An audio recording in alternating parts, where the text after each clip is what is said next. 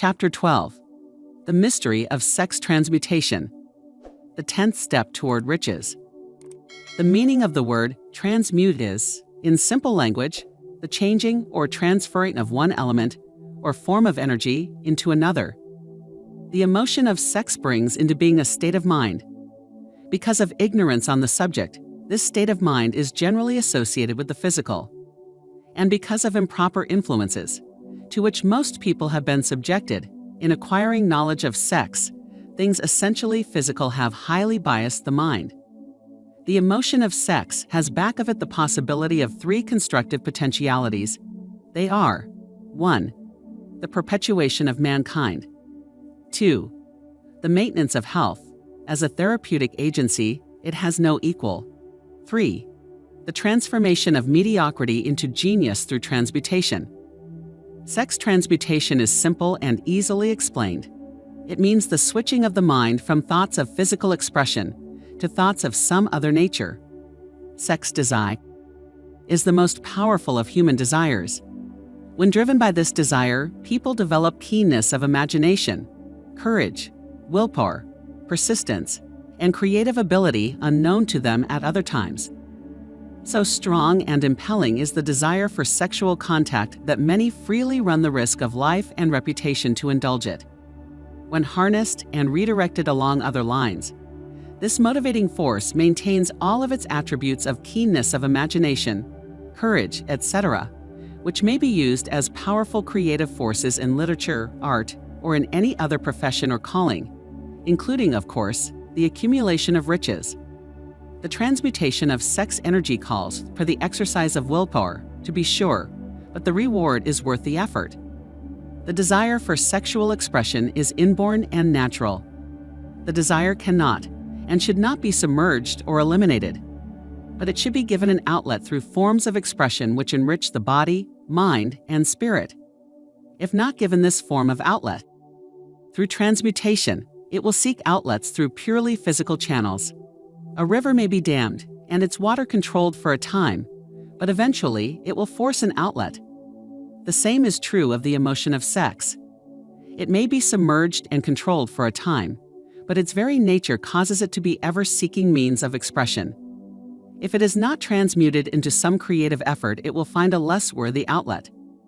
Fortunate indeed is the person who has discovered how to give sex emotion an outlet through some form of creative effort, for he has, by that discovery, lifted himself to the status of a genius. Scientific research has disclosed these significant facts. 1. The men of greatest achievement are men with highly developed sex natures, men who have learned the art of sex transmutation. 2. The men who have accumulated great fortunes and achieved outstanding recognition in literature, art, industry, architecture, and the professions were motivated by the influence of a woman. The research from which these astounding discoveries were made went back through the pages of biography and history for more than 2,000 years. Wherever there was evidence available in connection with the lives of men and women of great achievement, it indicated most convincingly that they possessed highly developed sex natures. The emotion of sex is an irresistible force against which there can be no such opposition as an immovable body. When driven by this emotion, men become gifted with a superpower for action. Understand this truth, and you will catch the significance of the statement that sex transmutation will lift one to the status of a genius. The emotion of sex contains the secret of creative ability. Destroy the sex glands, whether in man or beast, and you have removed the major source of action. For proof of this, observe what happens to any animal after it has been castrated. A bull becomes as docile as a cow after it has been altered sexually. Sex alteration takes out of the male, whether man or beast, all the fight that was in him. Sex alteration of the female has the same effect. The 10 mind stimuli. The human mind responds to stimuli, through which it may be keyed up to high rates of vibration, known as enthusiasm, creative imagination, intense desire, etc. The stimuli to which the mind responds most freely are: 1. The desire for sex expression. 2. Love. 3. A burning desire for fame, power, or financial gain, money. 4. Music. 5. Friendship between either those of the same sex or those of the opposite sex. 6. A mastermind alliance based upon the harmony of two or more people who ally themselves for spiritual or temporal advancement. 7. Mutual suffering, such as that experienced by people who are persecuted. 8. Autosuggestion. 9. Fear. 10. Narcotics and alcohol. The desire for sex expression comes at the head of the list of stimuli, which most effectively step up the vibrations of the mind and start the wheels of physical action. 8 of these stimuli are natural and constructive. 2 are destructive. The list is here presented for the purpose of enabling you to make a comparative study of the major sources of mind stimulation. From this study, it will be readily seen that the emotion of sex is, by great odds, the most intense and powerful of all mind stimuli. This comparison is necessary as a foundation for proof of the statement that transmutation of sex energy may lift one to the status of a genius. Let us find out what constitutes a genius. Some wiseacre has said that a genius is a man who wears long hair, eats queer food, lives alone, and serves as a target for the joke-makers. A better definition of a genius is a person who has discovered how to increase the vibrations of thought to the point where he can freely communicate with sources of knowledge not available through the ordinary rate of vibration of thought. The person who thinks will want to ask some questions concerning this definition of genius. The first question will be, how may one communicate with sources of knowledge which are not available through the ordinary rate of vibration of thought? The next question will be, are there known sources of knowledge which are available only to genii? And if so, what are these sources, and exactly how may they be reached? We shall offer proof of the soundness of some of the more important statements made in this book, or at least we shall offer evidence through which you may secure your own proof through experimentation. And in doing so, we shall answer both of these questions. Genius is developed through the sixth sense. The reality of a sixth sense has been fairly well established. This sixth sense is creative imagination. The faculty of creative imagination is one which the majority of people never use during an entire lifetime. And if used at all, it usually happens by mere accident. A relatively small number of people use, with deliberation and purpose aforethought, the faculty of creative imagination. Those who use this faculty voluntarily and with understanding of its functions are genii. The faculty of creative imagination is the direct link between the finite mind of man and infinite intelligence. All the so-called revelations, referred to in the realm of religion, and all discoveries of basic or new principles in the field of invention, take place through the faculty of creative imagination. When ideas or concepts flash into one's mind, through what is popularly called a hunch, they come from one or more of the following sources. 1. Infinite intelligence. 2. One subconscious mind, wherein is stored every sense impression and thought impulse, which ever reached the brain through any of the 5 senses. 3. From the mind of some other person who has just released the thought or picture of the idea or concept through conscious thought. Or 4. From the other person's subconscious storehouse. There are no other known sources from which inspired ideas or hunches may be received.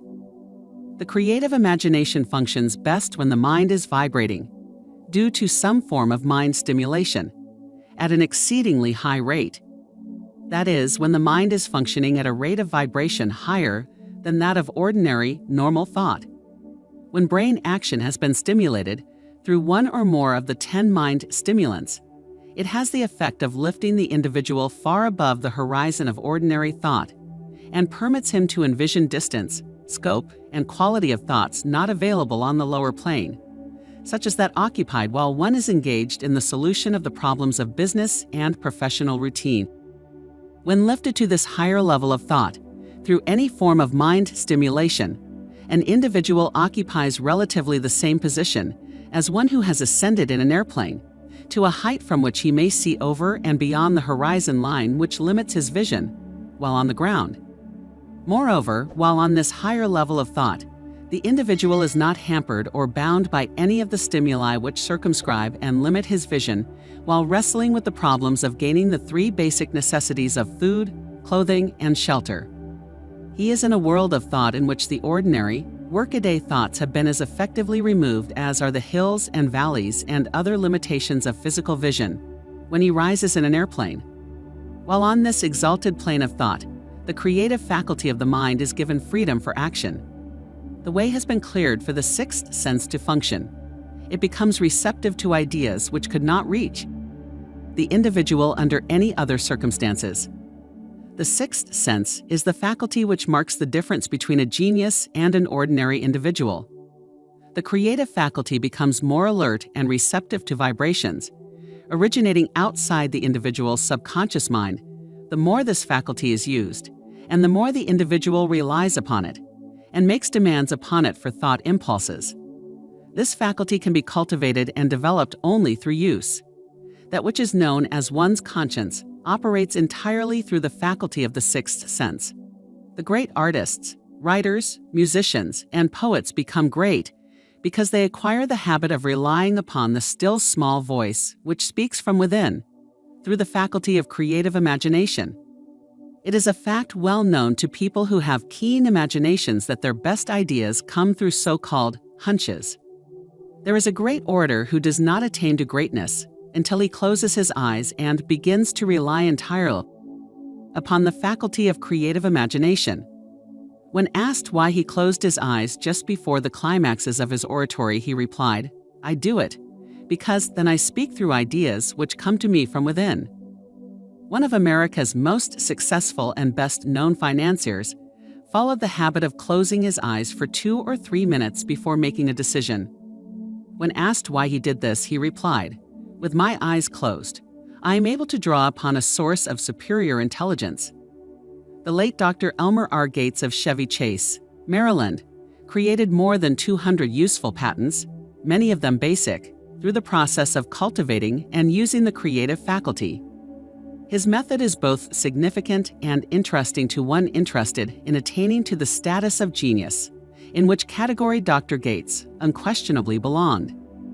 Dr. Gates was one of the really great, though less publicized, scientists of the world. In his laboratory, he had what he called his personal communication room. It was practically soundproof and so arranged that all light could be shut out. It was equipped with a small table on which he kept a pad of writing paper. In front of the table, on the wall, was an electric pushbutton which controlled the lights. When Dr. Gates desired to draw upon the forces available to him through his creative imagination, seat himself at the table, shut off the lights, and concentrate upon the known factors of the invention on which he was working, remaining in that position until ideas began to flash into his mind in connection with the unknown factors of the invention. On one occasion, ideas came through so fast that he was forced to write for almost 3 hours. When the thoughts stopped flowing, and he examined his notes, he found they contained a minute description of principles, which bade not a parallel among the known data of the scientific world. Moreover, the answer to his problem was intelligently presented in those notes. In this manner, Dr. Gates completed over 200 patents, which had been begun, but not completed by half-baked brains. Evidence of the truth of this statement is in the United States Patent Office. Dr. Gates earned his living by sitting for ideas for individuals and corporations. Some of the largest corporations in America paid him substantial fees, by the hour, for sitting for ideas. The reasoning faculty is often faulty because it is largely guided by one's accumulated experience. Not all knowledge which one accumulates through experience is accurate. Ideas received through the creative faculty are much more reliable, for the reason that they come from sources more reliable than any which are available to the reasoning faculty of the mind. The major difference between the genius and the ordinary crank inventor may be found in the fact that the genius works through his faculty of creative imagination, while the crank knows nothing of this faculty. The scientific inventor, such as Mr. Edison and Dr. Gates, makes use of both the synthetic and the creative faculties of imagination. For example, the scientific inventor or genius begins an invention by organizing and combining the known ideas or principles accumulated through experience, through the synthetic faculty, the reasoning faculty. If he finds this accumulated knowledge to be insufficient for the completion of his invention, he then draws upon the sources of knowledge available to him through his creative faculty. The method by which he does this varies with the individual, but this is the sum and substance of his procedure. 1. He stimulates his mind so that it vibrates on a higher than average plane using one or more of the 10 mind stimulants or some other stimulant of his choice. 2. He concentrates upon the known factors, the finished part, of his invention, and creates in his mind a perfect picture of unknown factors, the unfinished part, of his invention. He holds this picture in mind until it has been taken over by the subconscious mind, then relaxes by clearing his mind of all thought, and waits for his answer to flash into his mind. Sometimes the results are both definite and immediate. At other times, the results are negative, depending upon the state of development of the sixth sense, or creative faculty. Mr. Edison tried out more than 10,000 different combinations of ideas through the synthetic faculty of his imagination before he tuned in, through the creative faculty, and got the answer which perfected the incandescent light. His experience was similar when he produced the talking machine. There is plenty of reliable evidence that the faculty of creative imagination exists. This evidence is available through accurate analysis of men who have become leaders in their respective callings, without having had extensive education. Lincoln was a notable example of a great leader who achieved greatness through the discovery and use of his faculty of creative imagination. He discovered and began to use this faculty as the result of the stimulation of love which he experienced after he met Anne Rutledge, a statement of the highest significance in connection with the study of the source of genius. The pages of history are filled with the records of great leaders whose achievements may be traced directly to the influence of women who aroused the creative faculties of their minds through the stimulation of sex desire. Napoleon Bonaparte was one of these. When inspired by his first wife, Josephine, he was irresistible and invincible. When his better judgment or reasoning faculty prompted him to put Josephine aside, he began to decline. His defeat and St. Helena were not far distant. If good taste would permit, we might easily mention scores of men, well known to the American people, who climbed to great heights of achievement under the stimulating influence of their wives, only to drop back to destruction after money and power went to their heads, and they put aside the old wife for a new one. Napoleon was not the only man to discover that sex influence, from the right source, is more powerful than any substitute of expediency, which may be created by mere reason. The human mind responds to stimulation. Among the greatest and most powerful of these stimuli is the urge of sex. When harnessed and transmuted, this driving force is capable of lifting men into that higher sphere of thought, which enables them to master the sources of worry and petty annoyance, which beset their pathway on the lower plane. Unfortunately, only the genii have made the discovery.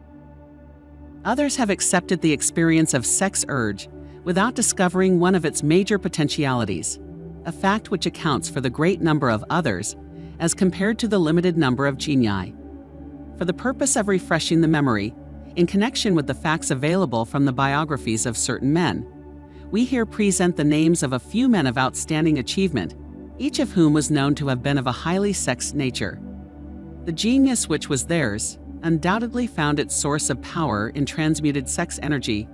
George Washington, Napoleon Bonaparte, William Shakespeare, Abraham Lincoln, Ralph Waldo Emerson, Robert Burns, Thomas Jefferson, Albert Hubbard, Albert H. Gary, Oscar Wilde, Woodrow Wilson, John H. Patterson, Andrew Jackson, Enrico Caruso.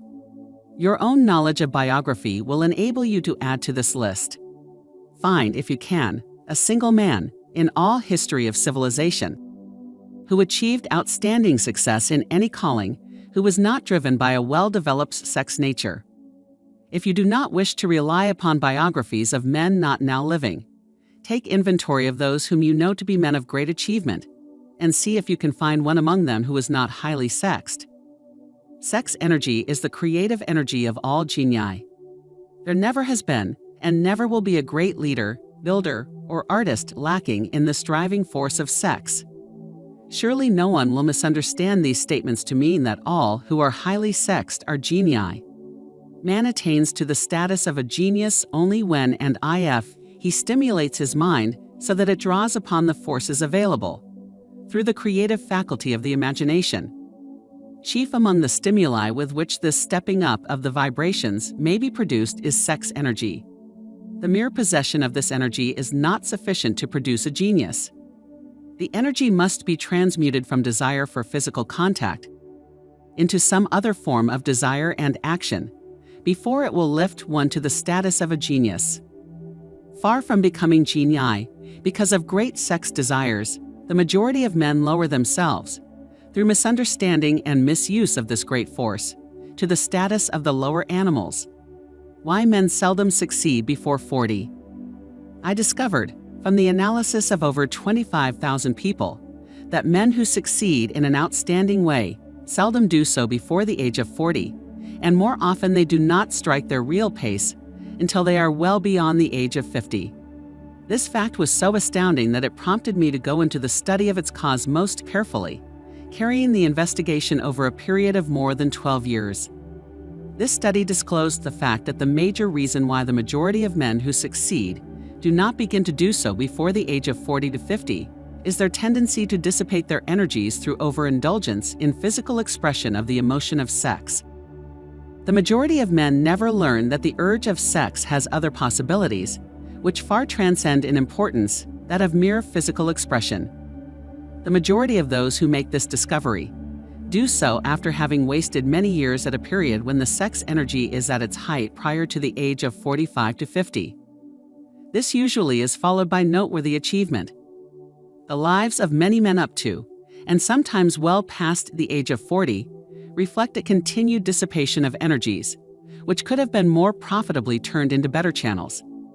Their finer and more powerful emotions are sown wildly to the four winds. Out of this habit of the male grew the term, sowing his wild oats.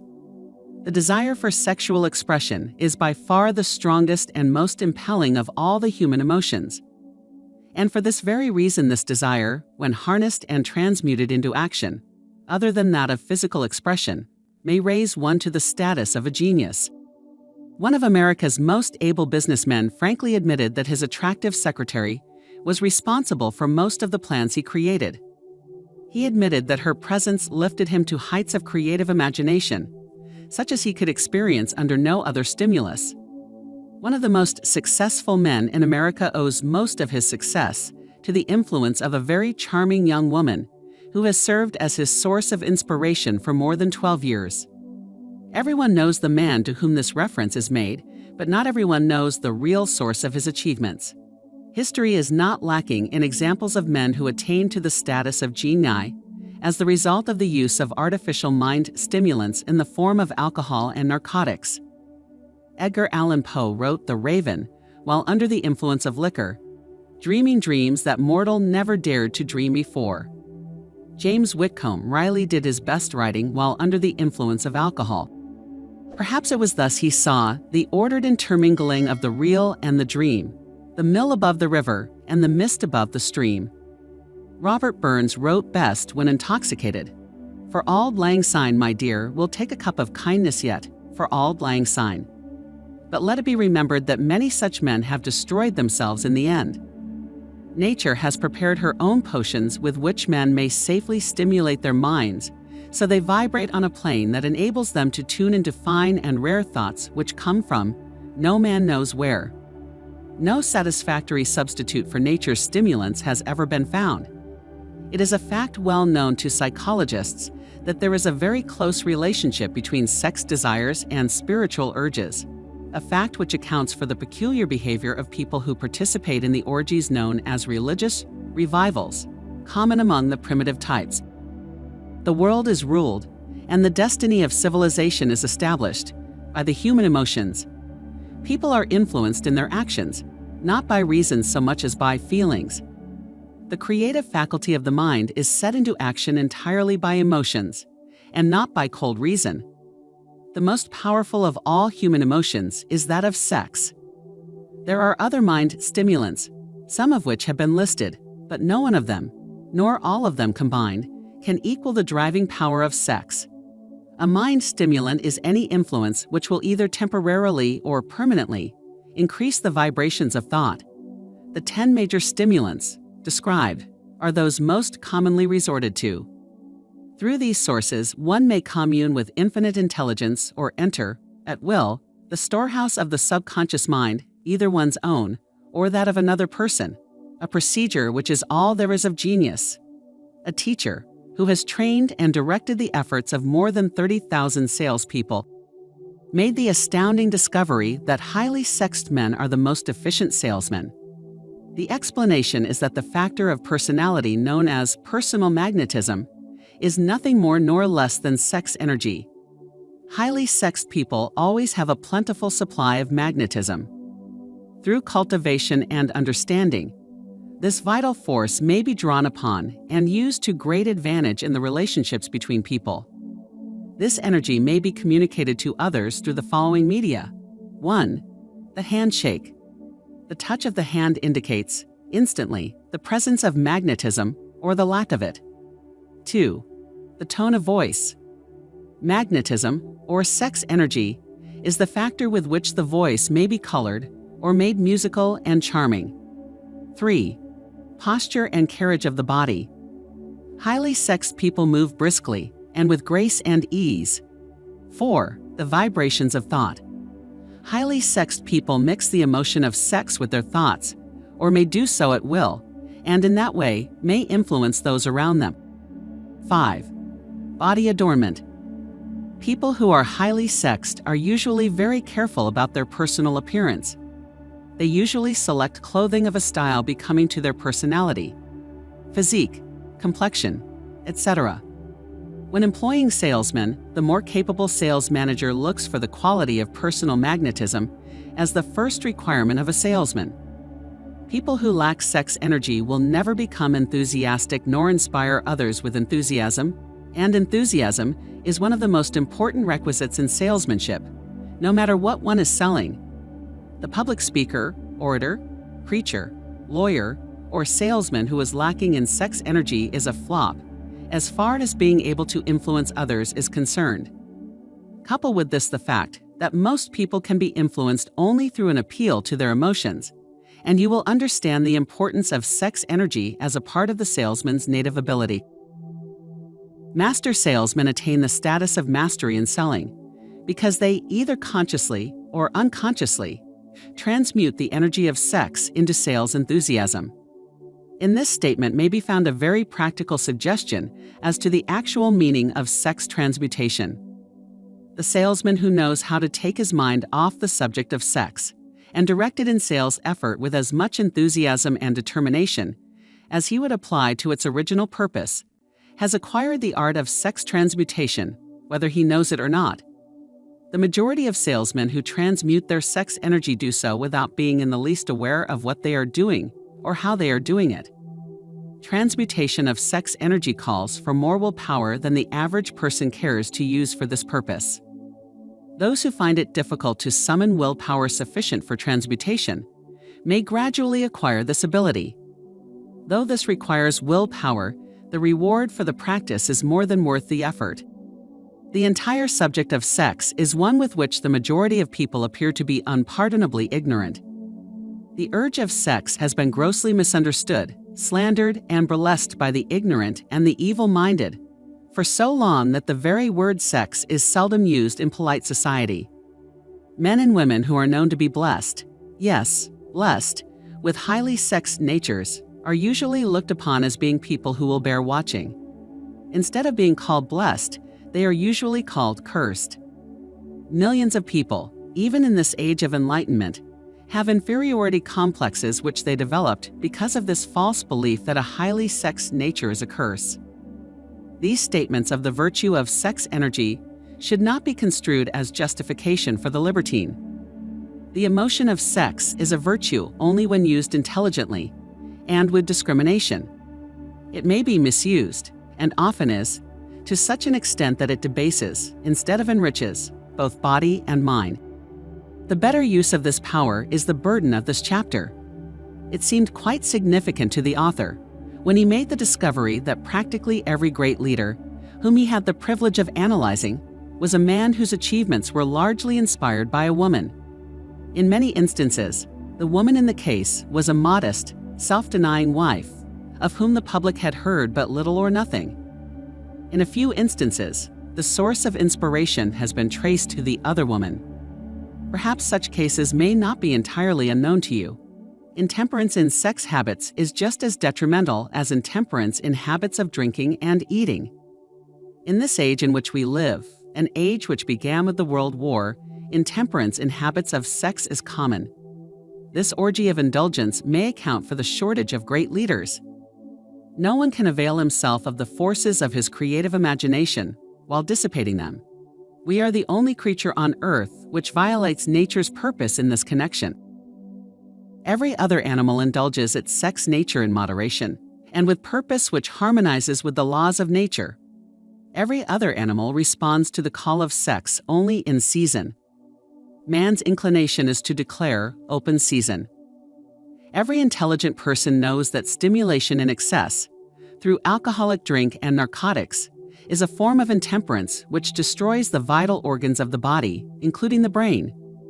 Not every person knows, however, that overindulgence in sex expression may become a habit as destructive and as detrimental to creative effort as narcotics or liquor. A sex-mad man is not essentially different than a dope-mad man. Both have lost control over their faculties of reason and willpower. Sexual overindulgence may not only destroy reason and willpower, but it may also lead to either temporary or permanent insanity. Many cases of hypochondria, imaginary illness, grow out of habits developed in ignorance of the true function of sex. From these brief references to the subject, it may be readily seen that ignorance on the subject of sex transmutation forces stupendous penalties upon the ignorant on the one hand, and withholds from them equally stupendous benefits on the other. Widespread ignorance on the subject of sex is due to the fact that the subject has been surrounded with mystery and beclouded by dark silence. The conspiracy of mystery and silence has had the same effect upon the minds of young people that the psychology of prohibition had. The result has been increased curiosity and desire to acquire more knowledge on this verboten subject, and to the shame of all lawmakers and most physicians, by training best qualified to educate youth on that subject, information has not been easily available. Seldom does an individual enter upon highly creative effort in any field of endeavor before the age of 40. The average man reaches the period of his greatest capacity to create between 40 and 60. These statements are based upon analysis of thousands of men and women who have been carefully observed. They should be encouraging to those who fail to arrive before the age of 40, and to those who become frightened at the approach of old age around the 40-year mark. The years between 40 and 50 are, as a rule, the most fruitful. People should approach this age not with fear and trembling, but with hope and eager anticipation. If you want evidence that most men do not begin to do their best work before the age of 40, study the records of the most successful men known to the American people, and you will find it. Henry Ford had not hit his pace of achievement until he had passed the age of 40. Andrew Carnegie was well past 40 before he began to reap the reward of his efforts. James J. Hill was still running a telegraph key at the age of 40. His stupendous achievements took place after that age. Biographies of American industrialists and financiers are filled with evidence that the period from 40 to 60 is the most productive age. Between the ages of 30 and 40, people begin to learn, if ever, the art of sex transmutation. This discovery is generally accidental, and more often than otherwise, the man who makes it is totally unconscious of his discovery. He may observe that his powers of achievement have increased around the age of 35 to 40, but in most cases, he is not familiar with the cause of this change. That nature begins to harmonize the emotions of love and sex in the individual between the ages of 30 and 40. so that he may draw upon these great forces and apply them jointly as stimuli to action. Sex, alone, is a mighty urge to action, but its forces are like a cyclone, they are often uncontrollable. When the emotion of love begins to mix itself with the emotion of sex, the result is calmness of purpose, poise, accuracy of judgment, and balance. What person who has attained to the age of 40 is so unfortunate as to be unable to analyze these statements and to corroborate them by his own experience? When driven by his desire to please a woman based solely upon the emotion of sex, a man may be, and usually is, capable of great achievement, but his actions may be disorganized, distorted, and totally destructive. When driven by his desire to please a woman based upon the motive of sex alone, a man may steal, cheat, and even commit murder. But when the emotion of love is mixed with the emotion of sex, that same man will guide his actions with more sanity, balance, and reason.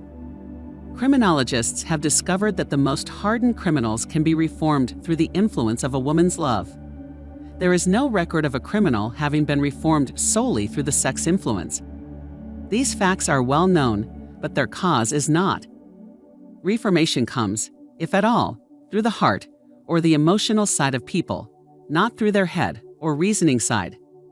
Reformation means a change of heart. It does not mean a change of head. A person may, because of reason, make certain changes in his or her personal conduct to avoid the consequences of undesirable effects. But genuine reformation comes only through a change of heart, through a desire to change. Love, romance, and sex are all emotions capable of driving people to heights of superachievement. Love is the emotion which serves as a safety valve and ensures balance, poise, and constructive effort. When combined, these three emotions may lift one to an altitude of a genius. There are genii, however, who know but little of the emotion of love. Most of them may be found engaged in some form of action which is destructive, or at least not based upon justice and fairness toward others. If good taste would permit, a dozen genii could be named in the field of industry and finance, who ride ruthlessly over the rights of other people. They seem totally lacking in conscience. The reader can easily supply his own list of such people. The emotions are states of mind. Nature has provided man with a chemistry of the mind, which operates in a manner similar to the principles of chemistry of matter. It is a well-known fact that through the aid of chemistry of matter, a chemist may create a deadly poison by mixing certain elements, none of which are, in themselves, harmful in the right proportions. The emotions may likewise be combined so as to create a deadly poison. The emotions of sex and jealousy, when mixed, may turn a person into an insane beast. The presence of any one or more of the destructive emotions in the human mind, through the chemistry of the mind, sets up a poison which may destroy one's sense of justice and fairness. In extreme cases, the presence of any combination of these emotions in the mind may destroy one's reason. The road to genius consists of the development, control, and use of sex, love, and romance. Briefly, the process may be stated as follows. Encourage the presence of these emotions as the dominating thoughts in one's mind, and discourage the presence of all the destructive emotions. The mind is a creature of habit. It thrives upon the dominating thoughts fed it. Through the faculty of willpower, one may discourage the presence of any emotion and encourage the presence of any other. Control of the mind, through the power of will, is not difficult. Control comes from persistence and habit. The secret of control lies in understanding the process of transmutation. When any negative emotion presents itself in one's mind, it can be transmuted into a positive or constructive emotion by the simple procedure of changing one's thoughts. There is no other road to genius than through voluntary self-effort. A man may attain to great heights of financial or business achievement solely by the driving force of sex energy, but history is filled with evidence that he may, and usually does, carry with him certain traits of character which rob him of the ability to either hold or enjoy his fortune. This is worthy of analysis, thought, and meditation, for it states a truth. the knowledge of which may be helpful to women as well as men. Ignorance of this has cost thousands of people their privilege of happiness, even though they possessed riches. The emotions of love and sex leave their unmistakable marks upon the features. Moreover, these signs are so visible that all who wish may read them. The man who is driven by the storm of passion, based upon sex desires alone, plainly advertises that fact to the entire world by the expression of his eyes and the lines of his face. The emotion of love, when mixed with the emotion of sex, softens, modifies, and beautifies the facial expression. No character analyst is needed to tell you this. You may observe it for yourself. The emotion of love brings out and develops the artistic and the aesthetic nature of humans. It leaves its impress upon one's very soul, even after the fire has been subdued by time and circumstance. Memories of love never pass. They linger, guide, and influence long after the source of stimulation has faded. There is nothing new in this. Every person who has been moved by genuine love knows that it leaves enduring traces upon the human heart. The effect of love endures because love is spiritual in nature. The man who cannot be stimulated to great heights of achievement by love is hopeless. He is dead, though he may seem to live. Even the memories of love are sufficient to lift one to a higher plane of creative effort. The major force of love may spend itself and pass away, like a fire which has burned itself out, but it leaves behind indelible marks as evidence that it passed that way. Its departure often prepares the human heart for a still greater love. Go back into your yesterdays, sometimes, and bathe your mind in the beautiful memories of past love. It will soften the influence of the present worries and annoyances. It will give you a source of escape from the unpleasant realities of life, and maybe, who knows, your mind will yield to you during this temporary retreat into the world of fantasy, ideas, or plans, which may change the entire financial or spiritual status of your life. If you believe yourself unfortunate because you have loved and lost, perish the thought. One who has loved truly can never lose entirely. Love is whimsical and temperamental. Its nature is ephemeral and transitory. It comes when it pleases and goes away without warning. Accept and enjoy it while it remains, but spend no time worrying about its departure. Worry will never bring it back. Dismiss also the thought that love never comes but once. Love may come and go, times without number, but there are no two love experiences which affect one in just the same way. There may be, and there usually is, one love experience which leaves a deeper imprint on the heart than all the others. But all love experiences are beneficial, except to the person who becomes resentful and cynical when love makes its departure. There should be no disappointment over love, and there would be none if people understood the difference between the emotions of love and sex. The major difference is that love is spiritual, while sex is biological. No experience which touches the human heart with a spiritual force can possibly be harmful, except through ignorance or jealousy. Love is without question life's greatest experience. It brings one into communion with infinite intelligence. When mixed with the emotions of romance and sex, it may lead one far up the ladder of creative effort. The emotions of love, sex, and romance are sides of the eternal triangle of achievement-building genius. Nature creates genii through no other force. Love is an emotion with many sides, shades, and colors. The love which one feels for parents or children is quite different from that which one feels for one's sweetheart. The one is mixed with the emotion of sex, while the other is not. The love which one feels in true friendship is not the same as that felt for one's sweetheart, parents, or children, but it too is a form of love. Then there is the emotion of love for things inanimate, such as the love of nature's handiwork. But the most intense and burning of all these various kinds of love is that experienced in the blending of the emotions of love and sex. Marriages not blessed with the eternal affinity of love, properly balanced and proportioned, with sex cannot be happy ones, and seldom endure. Love alone will not bring happiness in marriage, nor will sex alone. When these two beautiful emotions are blended, Marriage may bring about a state of mind, closest to the spiritual that one may ever know on this earthly plane. When the emotion of romance is added to those of love and sex, the obstructions between the finite mind of man and infinite intelligence are removed. Then a genius has been born. What a different story is this than those usually associated with the emotion of sex. Here is an interpretation of the emotion which lifts it out of the commonplace and makes of it potter's clay in the hands of God, from which he fashions all that is beautiful and inspiring. It is an interpretation which would, when properly understood, bring harmony out of the chaos which exists in too many marriages.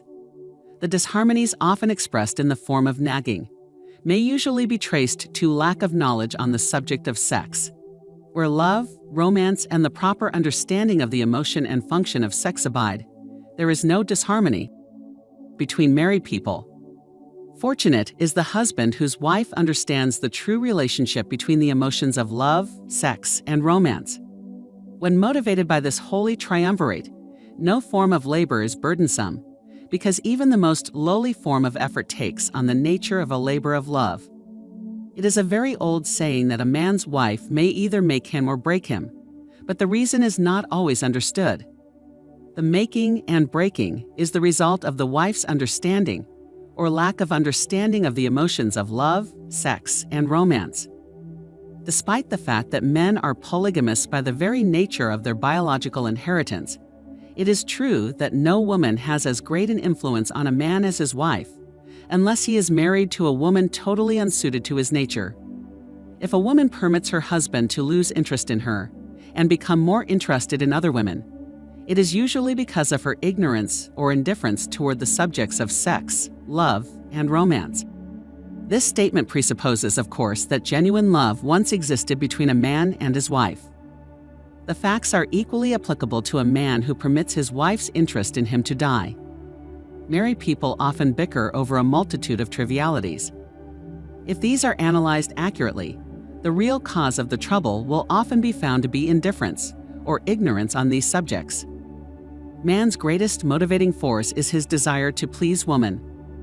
The hunter who excelled during prehistoric days before the dawn of civilization did so because of his desire to appear great in the eyes of woman. Man's nature has not changed in this respect. The hunter of today brings home no skins of wild animals, but he indicates his desire for her favor by supplying fine clothes, motor cars, and wealth. Man has the same desire to please woman that he had before the dawn of civilization. The only thing that has changed is his method of pleasing. Men who accumulate large fortunes and attain to great heights of power and fame do so mainly to satisfy their desire to please women. Take women out of their lives, and great wealth would be useless to most men. It is this inherent desire of man to please woman which gives woman the power to make or break a man. The woman who understands man's nature and tactfully caters to it need have no fear of competition from other women. Men may be giants with indomitable willpower when dealing with other men, but they are easily managed by the women of their choice.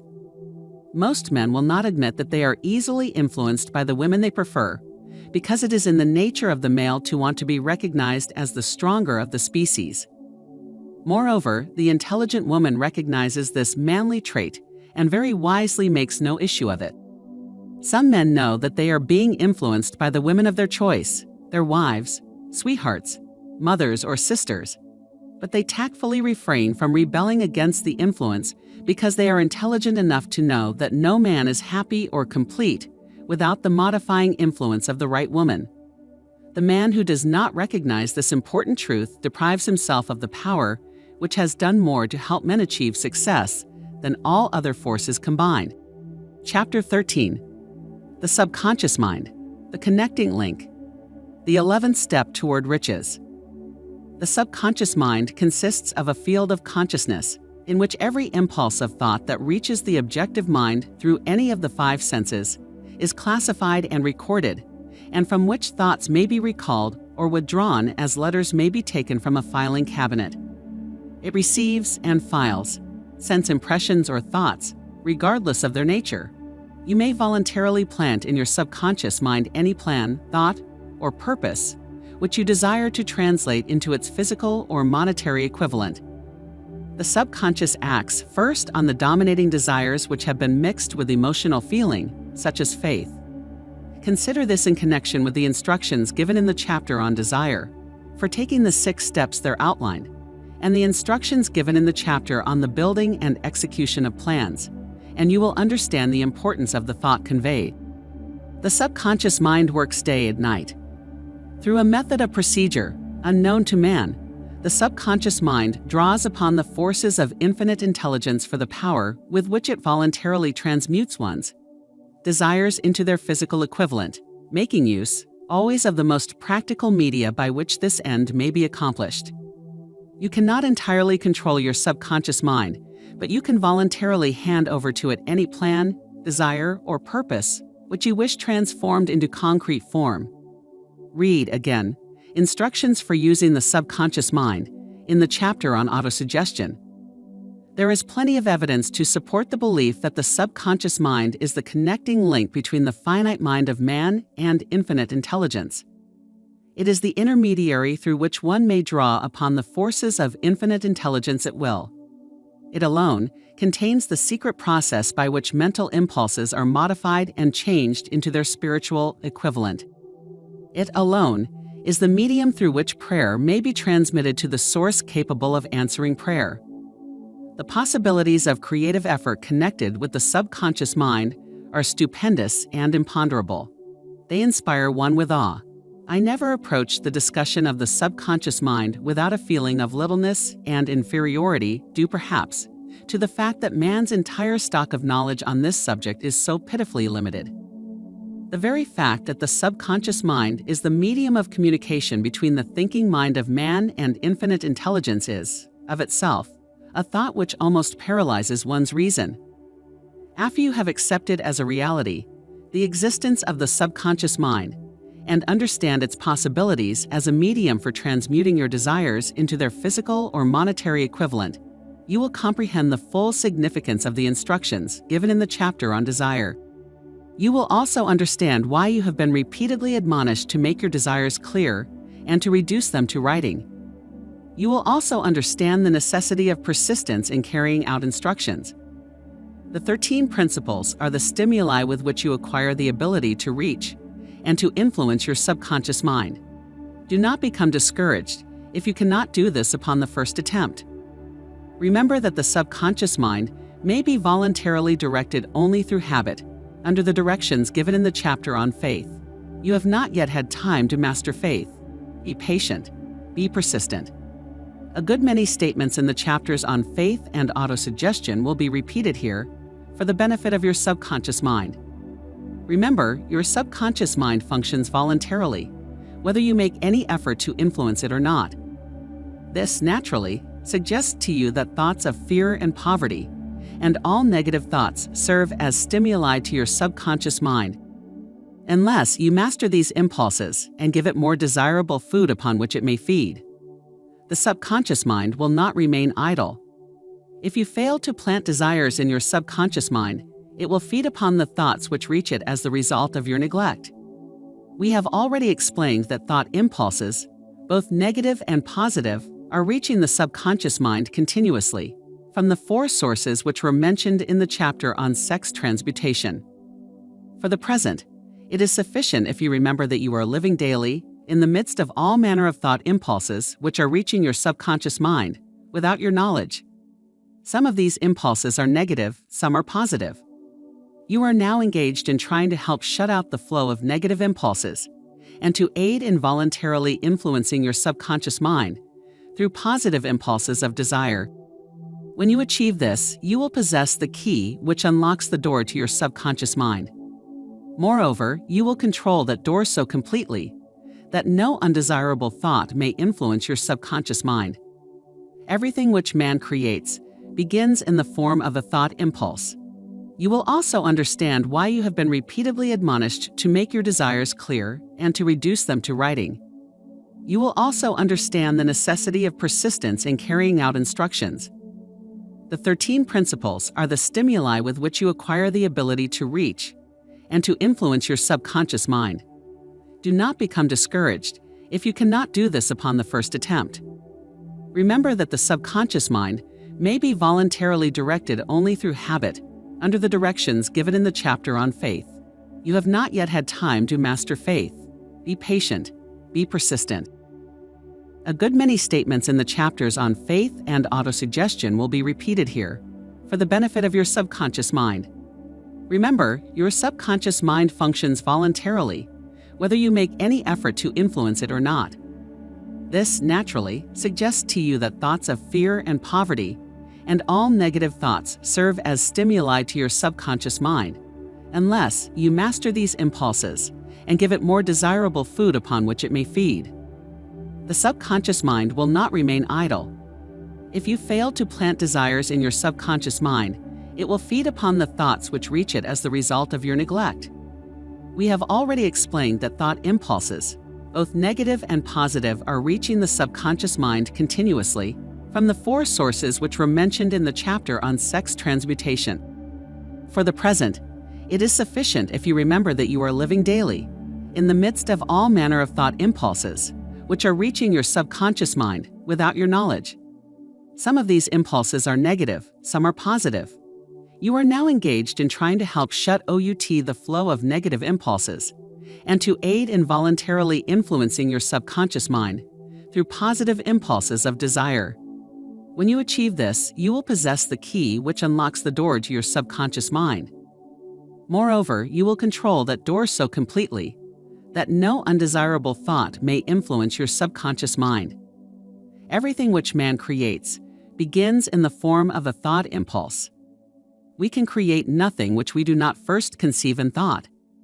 Through the aid of the imagination, thought impulses may be assembled into plans. The imagination, when under control, may be used for the creation of plans or purposes that lead to success in one's chosen occupation. All thought impulses, intended for transmutation into their physical equivalent, voluntarily planted in the subconscious mind, must pass through the imagination and be mixed with faith. The mixing of faith with a plan or purpose, intended for submission to the subconscious mind, may be done only through the imagination. From these statements, you will readily observe that voluntary use of the subconscious mind calls for coordination and application of all the principles. Ella Wheeler Wilcox gave evidence of her understanding of the power of the subconscious mind when she wrote, "You never can tell what a thought will do in bringing you hate or love. For thoughts are things, and their airy wings are swifter than carrier doves. They follow the law of the universe. Each thing creates its kind, and they speed o'er the track to bring you back whatever went out from your mind." Mrs. Wilcox understood the truth that thoughts which go out from one's mind also embed themselves deeply in one's subconscious mind, where they serve as a magnet, pattern, or blueprint by which the subconscious mind is influenced while translating them into their physical equivalent. Thoughts are truly things, for the reason that every material thing begins in the form of thought energy. The subconscious mind is more susceptible to influence by impulses of thought mixed with feeling or emotion than by those originating solely in the reasoning portion of the mind. In fact, there is much evidence to support the theory that only emotionalized thoughts have any action influence upon the subconscious mind. It is a well-known fact that emotion or feeling rules the majority of people. If it is true that the subconscious mind responds more quickly to and is influenced more readily by thought impulses, which are well mixed with emotion, it is essential to become familiar with the more important of the emotions. There are 7 major positive emotions and 7 major negative emotions. The negatives voluntarily inject themselves into the thought impulses, which ensure passage into the subconscious mind. The positives must be injected, through the principle of autosuggestion, into the thought impulses which an individual wishes to pass on to his subconscious mind. Instructions have been given in the chapter on autosuggestion. These emotions, or feeling impulses, may be likened to yeast in a loaf of bread, because they constitute the action element, which transforms thought impulses from the passive to the active state. Thus, one may understand why thought impulses, which have been well mixed with emotion, are acted upon more readily than thought impulses originating in cold reason. You are preparing yourself to influence and control the inner audience of your subconscious mind in order to hand over to it the desire for money, which you wish transmuted into its monetary equivalent. It is essential, therefore, that you understand the method of approach to this inner audience. You must speak its language, or it will not heed your call. It understands best the language of emotion or feeling. Let us, therefore, describe here the 7 major positive emotions and the 7 major negative emotions, so that you may draw upon the positives and avoid the negatives when giving instructions to your subconscious mind. The 7 major positive emotions: the emotion of desire, the emotion of faith, the emotion of love, the emotion of sex, the emotion of enthusiasm, the emotion of romance, the emotion of hope. There are other positive emotions, but these are the 7 most powerful and the ones most commonly used in creative effort. Master these 7 emotions. They can be mastered only by use, and the other positive emotions will be at your command when you need them. Remember, in this connection, that you are studying a book which is intended to help you develop a money consciousness by filling your mind with positive emotions. One does not become money conscious by filling one's mind with negative emotions. The 7 major negative emotions to be avoided: the emotion of fear, the emotion of jealousy, the emotion of hatred, the emotion of revenge, the emotion of greed, the emotion of superstition, the emotion of anger. Positive and negative emotions cannot occupy the mind at the same time. One or the other must dominate. It is your responsibility to make sure that positive emotions constitute the dominating influence of your mind. Here the law of habit will come to your aid. Form the habit of applying and using the positive emotions. Eventually, they will dominate your mind so completely that the negatives cannot enter it.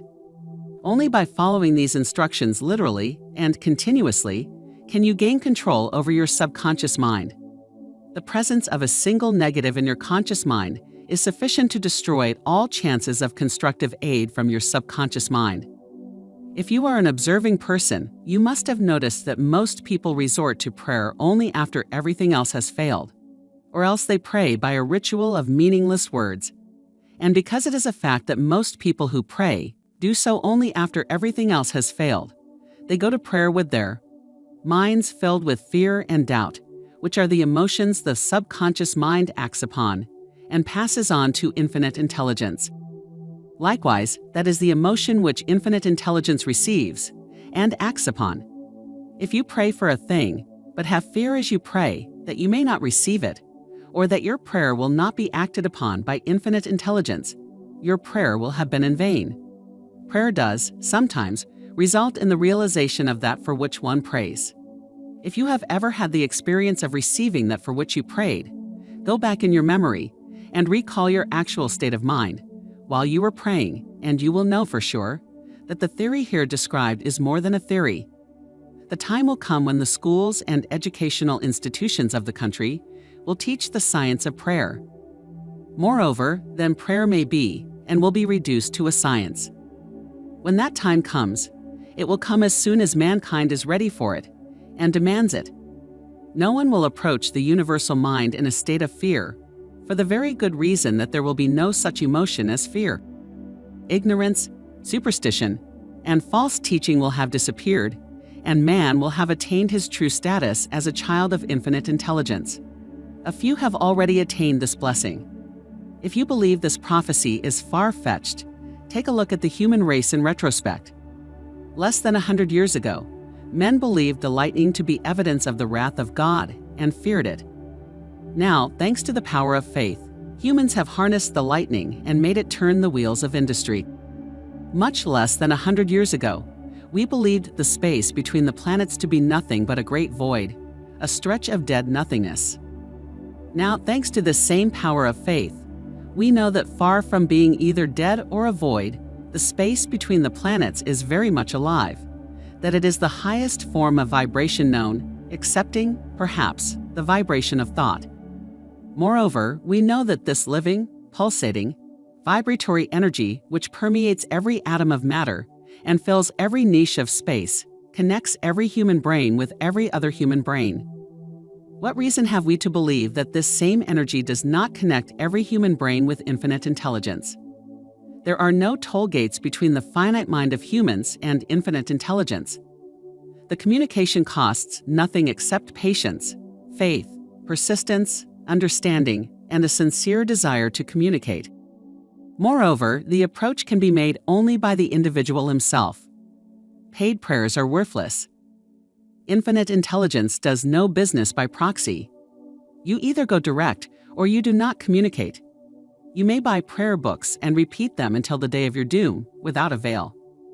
Thoughts which you wish to communicate to infinite intelligence must undergo transformation, such as can be given only through your own subconscious mind. The method by which you may communicate with infinite intelligence is very similar to that through which the vibration of sound is communicated by radio.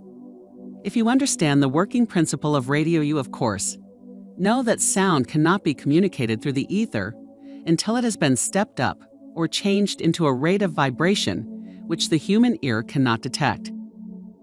The radio sending station picks up the sound of the human voice and scrambles, or modifies it by stepping up the vibration millions of times. Only in this way can the vibration of sound be communicated through the ether. After this transformation has taken place, the ether picks up the energy, which originally was in the form of vibrations of sound, carries that energy to radio receiving stations, and these receiving sets step that energy back down to its original rate of vibration, so it is recognized as sound.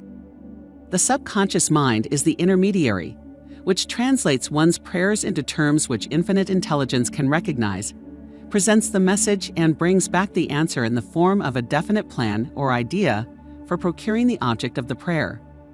Understand this principle, and you will know why mere words read from a prayer book cannot and will never serve as an agency of communication between the mind of man and infinite intelligence.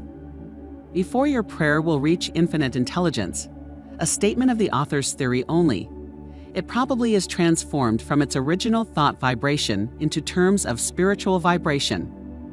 Faith is the only known agency which will give your thoughts a spiritual nature. Faith and fear make poor bedfellows. Where one is found, the other cannot exist. Chapter 14. The Brain, a broadcasting and receiving station for thought. The 12th step toward riches. More than 20 years ago, the author, working in conjunction with the late Dr. Alexander Graham Bell and Dr. Elmer R. Gates, observed that every human brain is both a broadcasting and receiving station for the vibration of thought. Through the medium of the ether, in a fashion similar to that employed by the radio broadcasting principle, every human brain is capable of picking up vibrations of thought, which are being released by other brains. In connection with the statement in the preceding paragraph, compare and consider the description of the creative imagination, as outlined in the chapter on imagination. The creative imagination is the receiving set of the brain, which receives thoughts released by the brains of others. It is the agency of communication between one's conscious or reasoning mind and the four sources from which one may receive thought stimuli. When stimulated or stepped up to a high rate of vibration, the mind becomes more receptive to the vibration of thought, which reaches it through the ether from outside sources. This stepping up process takes place through the positive emotions or the negative emotions. Through the emotions, the vibrations of thought may be increased. Vibrations of an exceedingly high rate are the only vibrations picked up and carried by the ether from one brain to another. Thought is energy traveling at an exceedingly high rate of vibration. Thought, which has been modified or stepped up by any of the major emotions, vibrates at a much higher rate than ordinary thought, and it is this type of thought which passes from one brain to another through the broadcasting machinery of the human brain. The emotion of sex stands at the head of the list of human emotions, as far as intensity and driving force are concerned.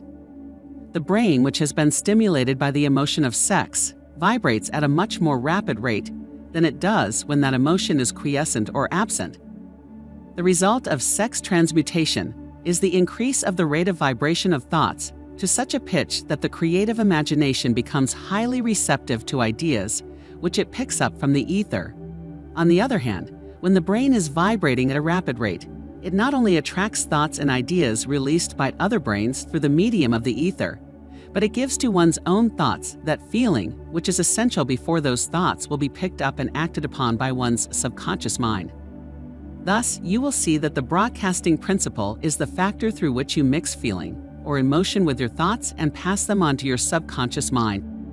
The subconscious mind is the sending station of the brain, through which vibrations of thought are broadcast.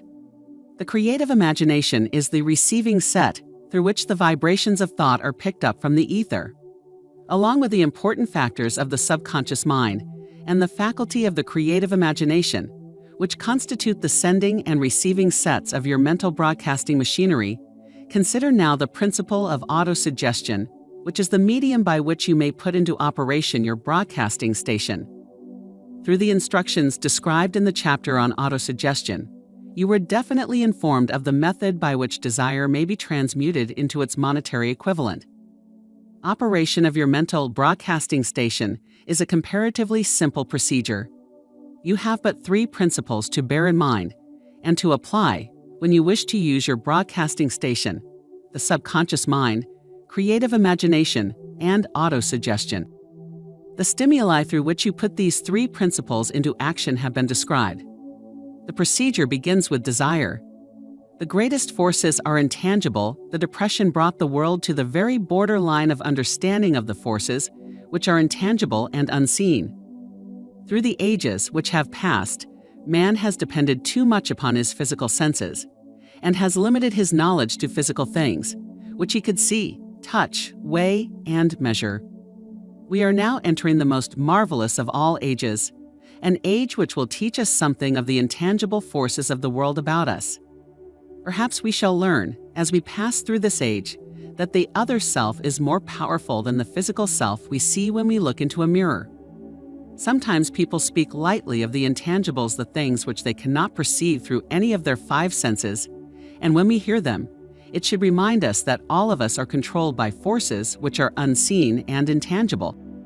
The whole of humankind has not the power to cope with, nor to control the intangible force wrapped up in the rolling waves of the oceans. People do not have the capacity to understand the intangible force of gravity, which keeps this little earth suspended in midair and keeps us from falling from it, much less the power to control that force.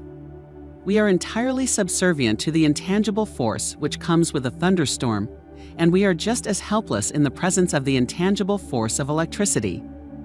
Nay, we do not even know what electricity is, where it comes from, or what is its purpose.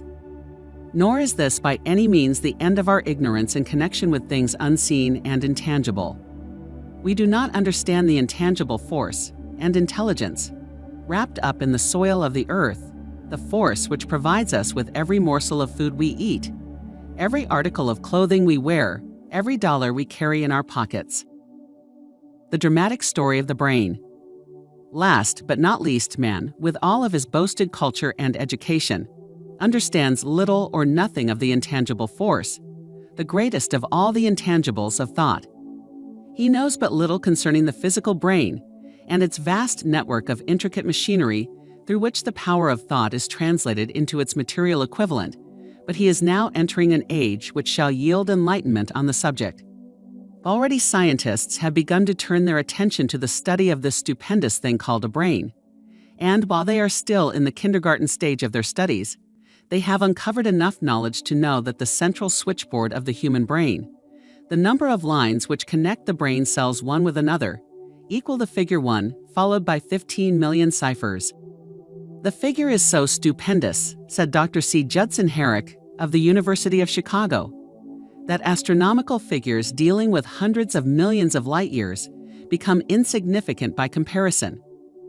It has been determined that there are from 10 billion to 14 billion nerve cells in the human cerebral cortex, and we know that these are arranged in definite patterns. These arrangements are not haphazard. They are orderly.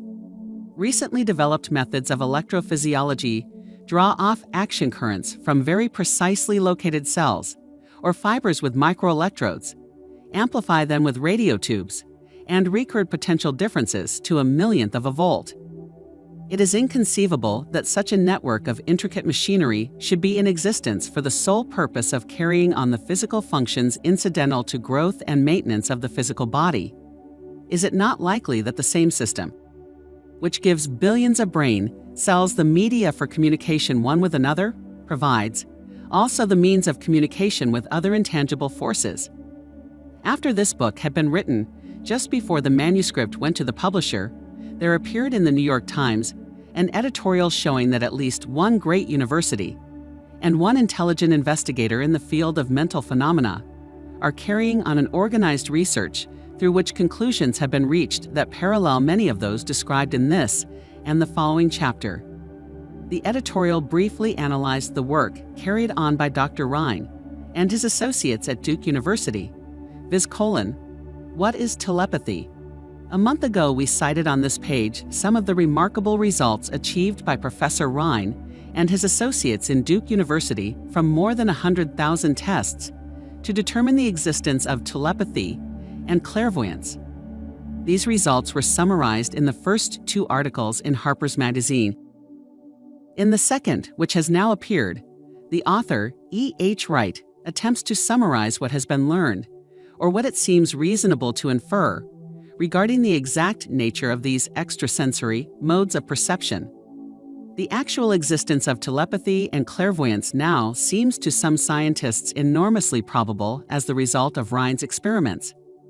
Various percipients were asked to name as many cards in a special pack as they could without looking at them, and without other sensory access to them. About a score of men and women were discovered who could regularly name so many of the cards correctly that there was not one chance in many a million of their having done their feats by luck or accident. But how did they do them? These powers, assuming that they exist, do not seem to be sensory. There is no known organ for them. The experiments worked just as well at distances of several hundred miles as they did in the same room. These facts also dispose, in Mr. Wright's opinion, of the attempt to explain telepathy or clairvoyance through any physical theory of radiation. All known forms of radiant energy decline inversely as the square of the distance traversed. Telepathy and clairvoyance do not, but they do vary through physical causes as our other mental powers do. Contrary to widespread opinion, they do not improve when the percipient is asleep or half asleep, but on the contrary, when he is most wide awake and alert.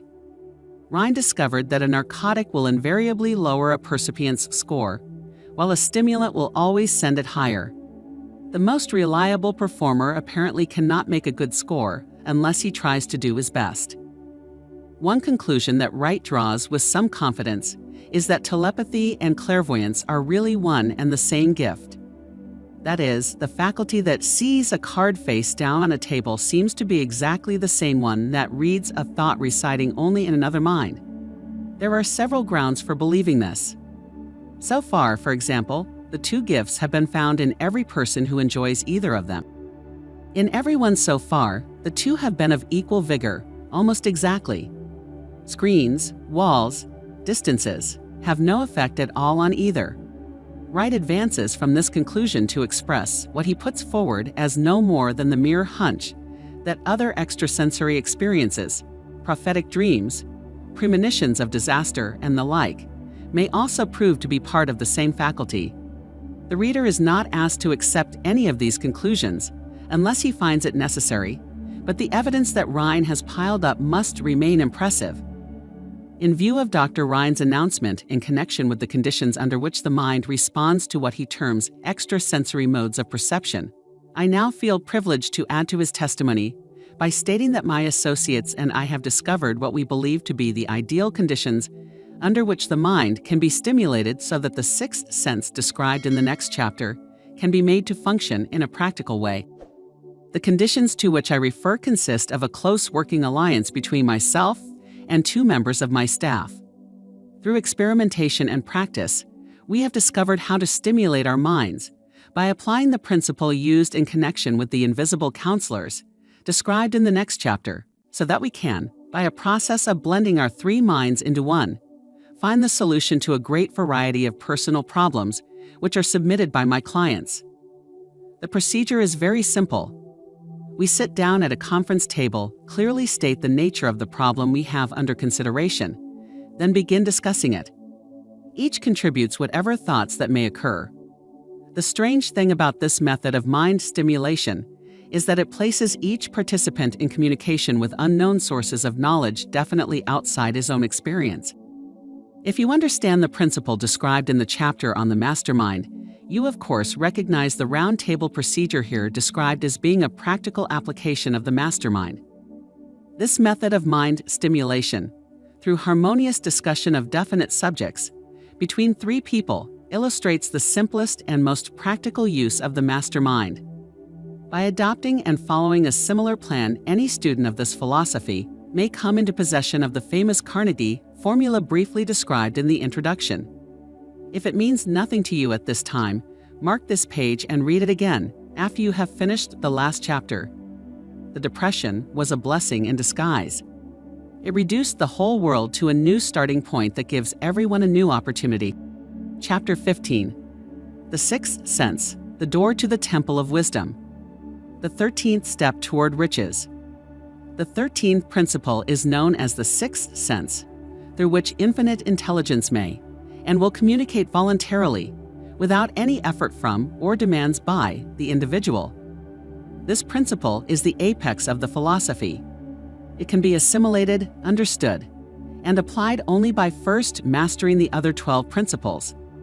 The sixth sense is that portion of the subconscious mind which has been referred to as the creative imagination. It has also been referred to as the receiving set through which ideas, plans, and thoughts flashed into the mind. The flashes are sometimes called hunches or inspirations. The sixth sense defies description. It cannot be described to a person who has not mastered the other principles of this philosophy, because such a person has no knowledge and no experience with which the sixth sense may be compared. Understanding of the sixth sense comes only by meditation through mind development from within. The sixth sense probably is the medium of contact between our finite mind and infinite intelligence, and for this reason, it is a mixture of both the mental and the spiritual. It is believed to be the point at which the mind of man contacts the universal mind. After you have mastered the principles described in this book, you will be prepared to accept as truth a statement which may, otherwise, be incredible to you, namely, through the aid of the sixth sense. You will be warned of impending dangers in time to avoid them, and notified of opportunities in time to embrace them. There comes to your aid, and to do your bidding, with the development of the sixth sense, a guardian angel who will open to you at all times the door to the temple of wisdom. Whether or not this is a statement of truth, you will never know, except by following the instructions described in the pages of this book, or some similar method of procedure. The author is not a believer in, nor an advocate of miracles, for the reason that he has enough knowledge of nature to understand that nature never deviates from her established laws. Some of her laws are so incomprehensible that they produce what appear to be miracles. The sixth sense comes as near to being the miracle as anything I have ever experienced. And it appears so only because I do not understand the method by which this principle is operated. This much the author does know, that there is a power, or a first cause, or an intelligence, which permeates every atom of matter and embraces every unit of energy perceptible to man. That this infinite intelligence converts acorns into oak trees, causes water to flow downhill in response to the law of gravity, follows night with day and winter with summer, each maintaining its proper place and relationship to the other. This intelligence may, through the principles of this philosophy, be induced to aid in transmuting desires into concrete or material form. The author has this knowledge because he has experimented with it and has experienced it. Step by step, through the preceding chapters, you have been led to this, the last principle. If you have mastered each of the preceding principles, you are now prepared to accept, without being skeptical, the stupendous claims made here. If you have not mastered the other principles, you must do so before you may determine definitely whether or not the claims made in this chapter are fact or fiction. While I was passing through the age of hero worship, I found myself trying to imitate those whom I most admired. Moreover, I discovered that the element of faith, with which I endeavored to imitate my idols, gave me great capacity to do so quite successfully. I have never entirely divested myself of this habit of hero worship, although I have passed the age commonly given over to such. My experience has taught me that the next best thing to being truly great is to emulate the great by feeling and action, as nearly as possible. Long before I had ever written a line for publication, or endeavored to deliver a speech in public, I followed the habit of reshaping my own character by trying to imitate the 9 men whose lives and life works have been most impressive to me. These 9 men were Emerson, Paine, Edison, Darwin, Lincoln, Burbank, Napoleon, Ford, and Carnegie. Every night, over a long period of years, I held an imaginary council meeting with this group, whom I called my invisible counselors. The procedure was this. Just before going to sleep at night, I would shut my eyes and see, in my imagination, this group of men seated with me around my council table. Here I had not only an opportunity to sit among those whom I considered to be great, but I actually dominated the group by serving as the chairman. I had a very definite purpose in indulging my imagination through these nightly meetings. My purpose was to rebuild my own character so it would represent a composite of the characters of my imaginary counselors.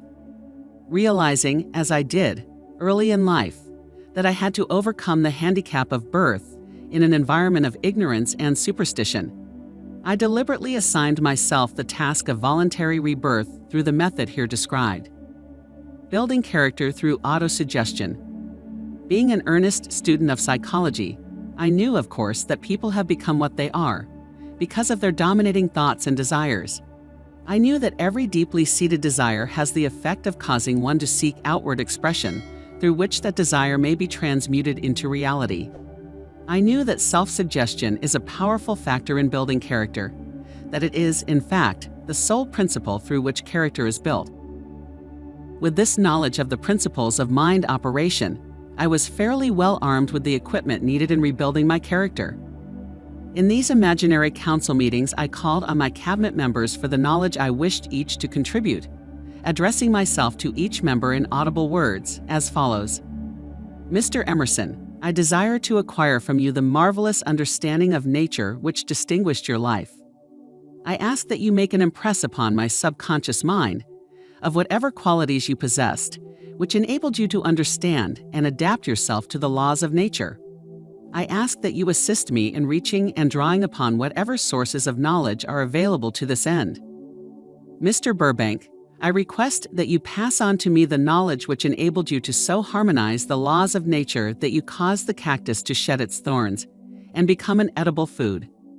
Give me access to the knowledge which enabled you to make 2 blades of grass grow where but one grew before, and help you to blend the coloring of the flowers with more splendor and harmony. For you alone have successfully gilded the lily. Napoleon, I desire to acquire from you, by emulation, the marvelous ability you possess to inspire men, and to arouse them to greater and more determined spirit of action. Also to acquire the spirit of enduring faith, which enabled you to turn defeat into victory, and to surmount staggering obstacles. Emperor of fate, king of chance, man of destiny, I salute you. Mr. Paine, I desire to acquire from you the freedom of thought and the courage and clarity with which to express convictions, which so distinguished you. Mr. Darwin, I wish to acquire from you the marvelous patience and ability to study cause and effect, without bias or prejudice, so exemplified by you in the field of natural science. Mr. Lincoln, I desire to build into my own character the keen sense of justice, the untiring spirit of patience, the sense of humor, the human understanding, and the tolerance, which were your distinguishing characteristics. Mr. Carnegie, I am already indebted to you for my choice of a life work, which has brought me great happiness and peace of mind. I wish to acquire a thorough understanding of the principles of organized effort, which you used so effectively in the building of a great industrial enterprise. Mr. Ford, you have been among the most helpful of the men who have supplied much of the material essential to my work. I wish to acquire your spirit of persistence, the determination, poise, and self-confidence which have enabled you to master poverty, organize, unify, and simplify human effort, so I may help others to follow in your footsteps. Mr. Edison, I have seated you nearest to me, at my right, because of the personal cooperation you have given me during my research into the causes of success and failure. I wish to acquire from you the marvelous spirit of faith, with which you have uncovered so many of nature's secrets, the spirit of unremitting toil with which you have so often wrested victory from defeat. My method of addressing the members of the imaginary cabinet would vary, according to the traits of character in which I was for the moment most interested in acquiring. I studied the records of their lives with painstaking care.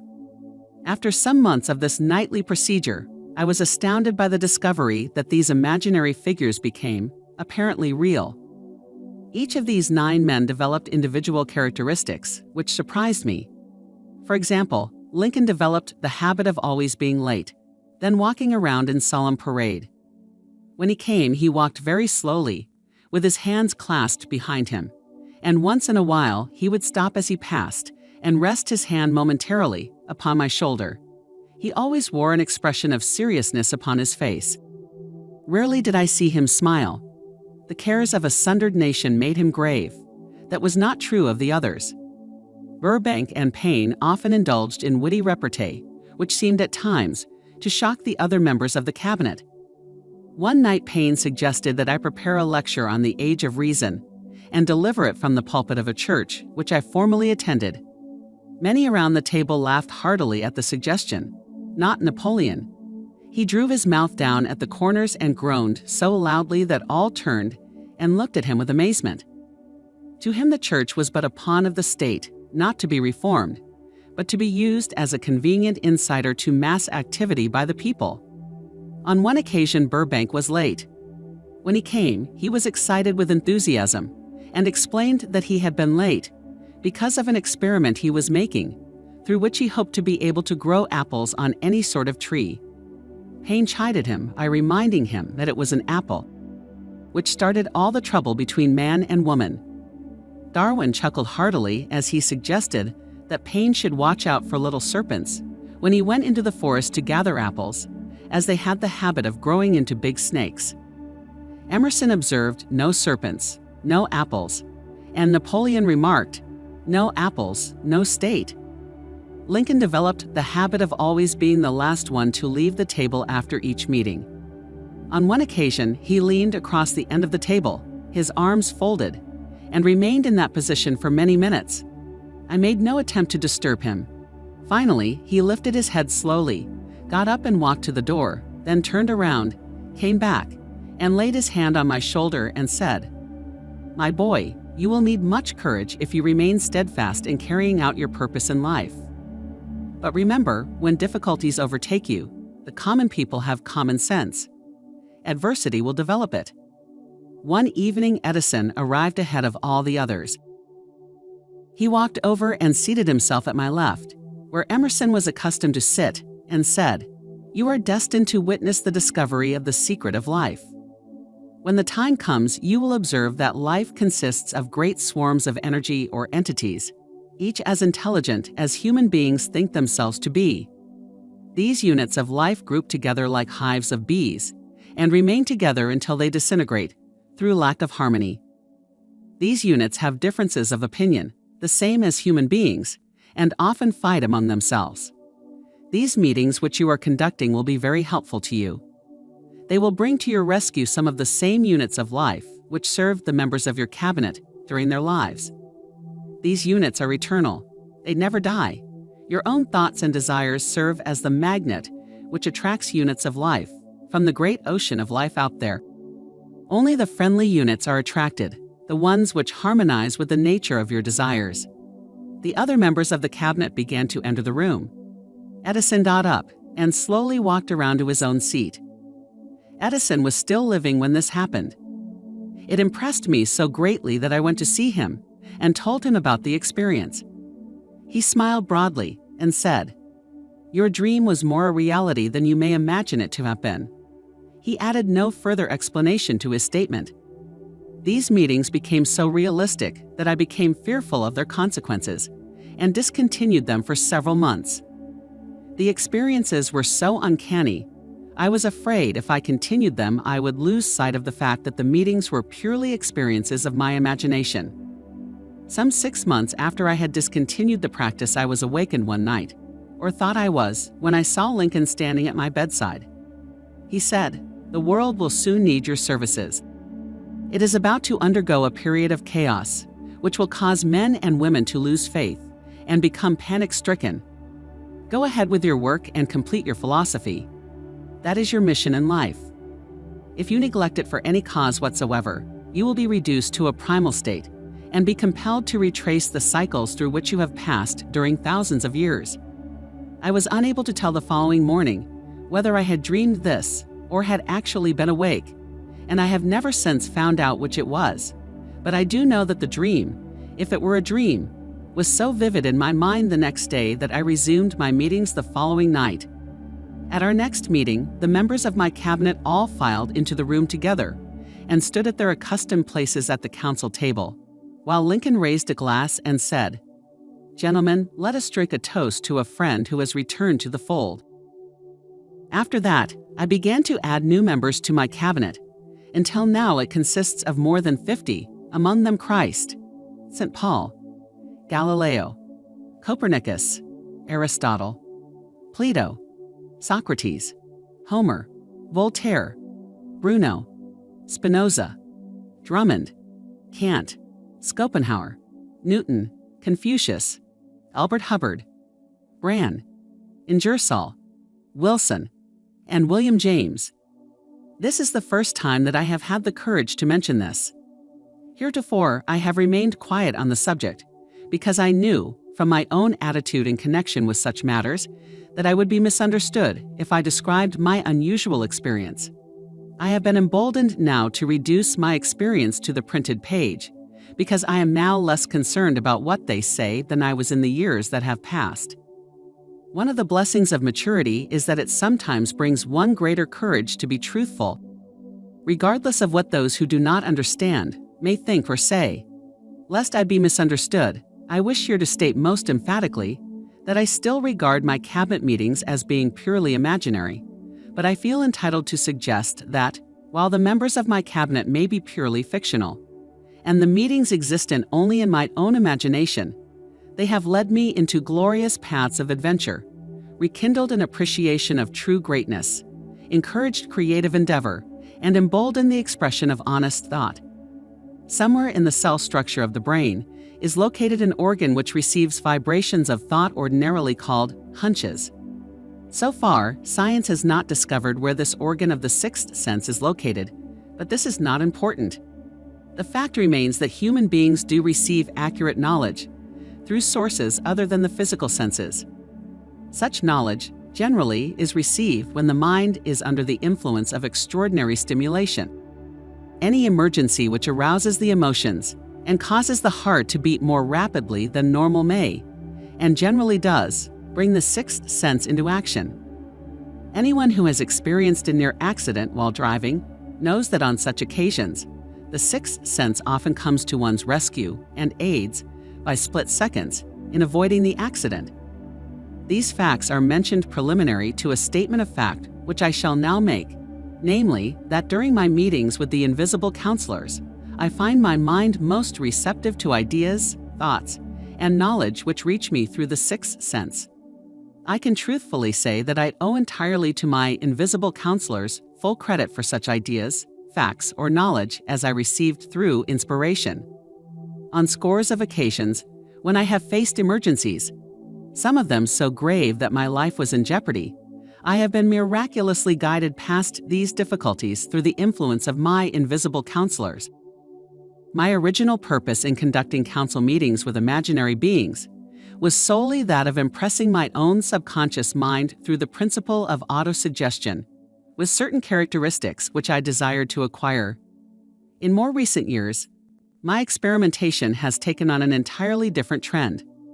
I now go to my imaginary counselors with every difficult problem which confronts me and my clients. The results are often astonishing, although I do not depend entirely on this form of counsel. You, of course, have recognized that this chapter covers a subject with which a majority of people are not familiar. The sixth sense is a subject that will be of great interest and benefit to the person whose aim is to accumulate vast wealth, but it need not claim the attention of those whose desires are more modest. Henry Ford undoubtedly understands and makes practical use of the sixth sense. His vast business and financial operations make it necessary for him to understand and use this principle. The late Thomas A. Edison understood and used the sixth sense in connection with the development of inventions, especially those involving basic patents, in connection with which he had no human experience and no accumulated knowledge to guide him, as was the case while he was working on the talking machine and the moving picture machine. Nearly all great leaders, such as Napoleon, Bismarck, Joan of Arc, Christ, Buddha, Confucius, and Mohammed, understood and probably made use of the sixth sense almost continuously. The major portion of their greatness consisted of their knowledge of this principle. The sixth sense is not something that one can take off and put on at will. Ability to use this great power comes slowly through application of the other principles outlined in this book. Seldom does any individual come into workable knowledge of the sixth sense before the age of 40. More often the knowledge is not available until one is well past 50, and this for the reason that the spiritual forces, with which the sixth sense is so closely related, do not mature and become usable except through years of meditation, self-examination, and serious thought. No matter who you are or what may have been your purpose in reading this book, you can profit by it without understanding the principle described in this chapter. This is especially true if your major purpose is that of accumulation of money or other material things. The chapter on the sixth sense was included because the book is designed for the purpose of presenting a complete philosophy by which individuals may unerringly guide themselves in attaining whatever they ask of life. The starting point of all achievement is desire. The finishing point is that brand of knowledge which leads to understanding, understanding of self, understanding of others, understanding of the laws of nature, recognition, and understanding of happiness. This sort of understanding comes in its fullness only through familiarity with and use of the principle of the sixth sense. Hence, that principle had to be included as a part of this philosophy, for the benefit of those who demand more than money. Having read the chapter, you must have observed that while reading it, you were lifted to a high level of mental stimulation. Splendid. Come back to this again a month from now, read it once more, and observe that your mind will soar to a still higher level of stimulation. Repeat this experience from time to time, giving no concern as to how much or how little you learn at the time, and eventually you will find yourself in possession of a power that will enable you to throw off discouragement, master fear, overcome procrastination, and draw freely upon your imagination.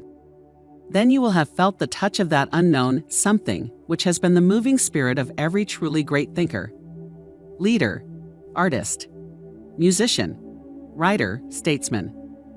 Then you will be in position to transmute your desires into their physical or financial counterpart as easily as you may lie down and quit at the first sign of opposition. Faith versus fear.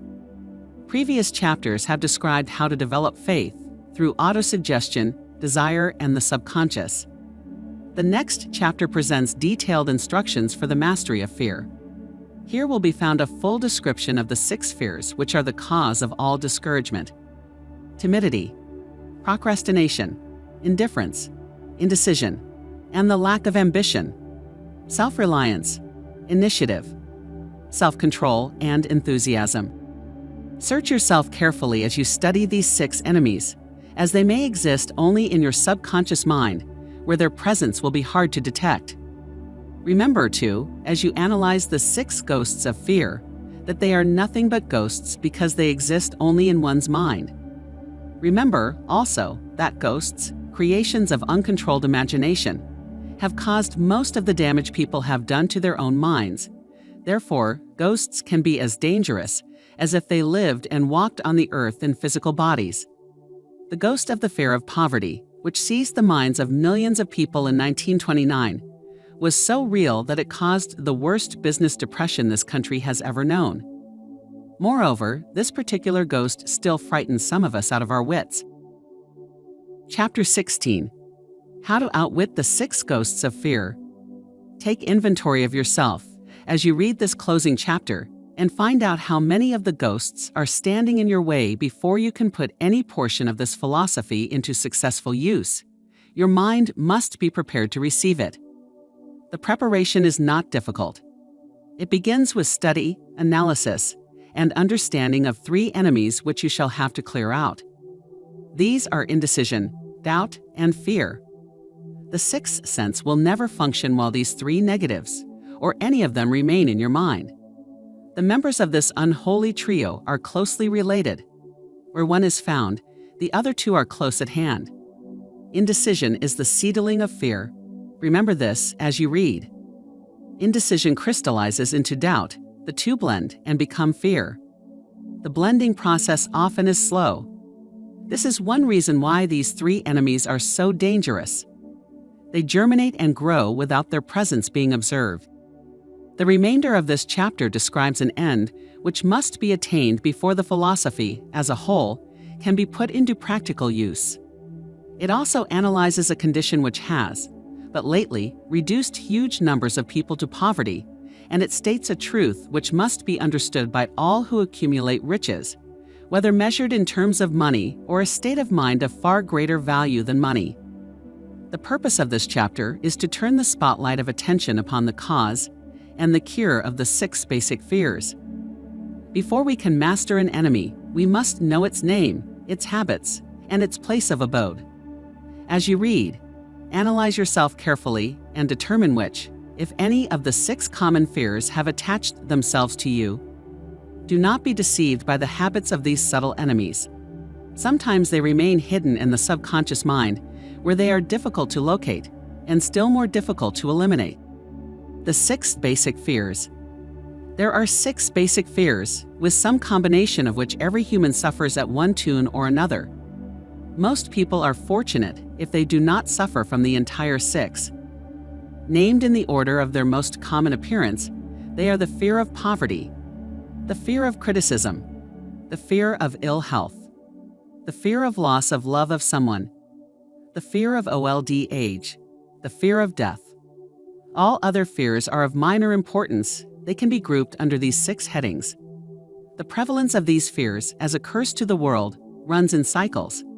For almost 6 years, while the Depression was on, we floundered in the cycle of fear of poverty. During the World War, we were in the cycle of fear of death. Just following the war, we were in the cycle of fear of ill health, as evidenced by the epidemic of disease which spread itself all over the world. Fears are nothing more than states of mind. One state of mind is subject to control and direction.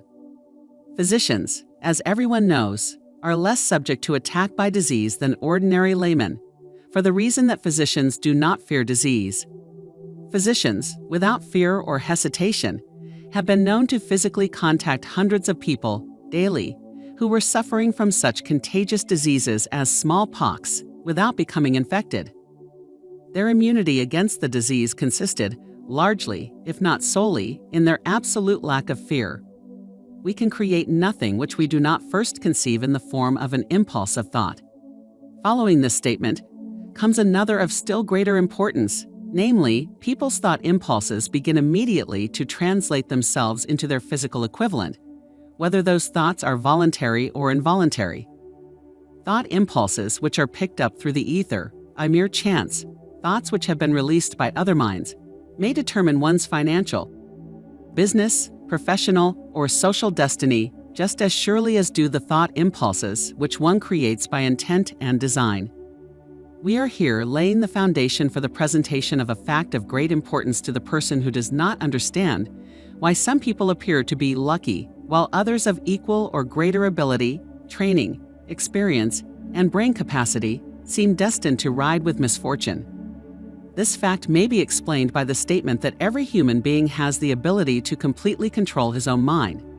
And with this control, obviously, every person may open his mind to the tramp thought impulses, which are being released by other brains, or close the doors tightly and admit only thought impulses of his own choice. Nature has endowed man with absolute control over but one thing, and that is thought. This fact, coupled with the additional fact that everything which man creates begins in the form of a thought, leads one very near to the principle by which fear may be mastered. If it is true that all thought has a tendency to clothe itself in its physical equivalent, and this is true beyond any reasonable room for doubt, it is equally true that thought impulses of fear and poverty cannot be translated into terms of courage and financial gain. The people of America began to think of poverty following the Wall Street crash of 1929. Slowly but surely that mass thought was crystallized into its physical equivalent, which was known as a depression. This had to happen. It is in conformity with the laws of nature. The fear of poverty, there can be no compromise between poverty and riches. The two roads that lead to poverty and riches travel in opposite directions.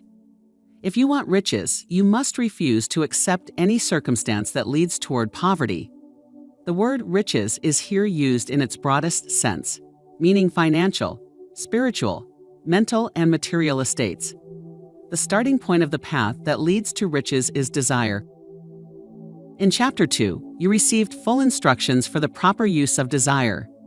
In this chapter, on fear, you have complete instructions for preparing your mind to make practical use of desire. Here, then, is the place to give yourself a challenge, which will definitely determine how much of this philosophy you have absorbed.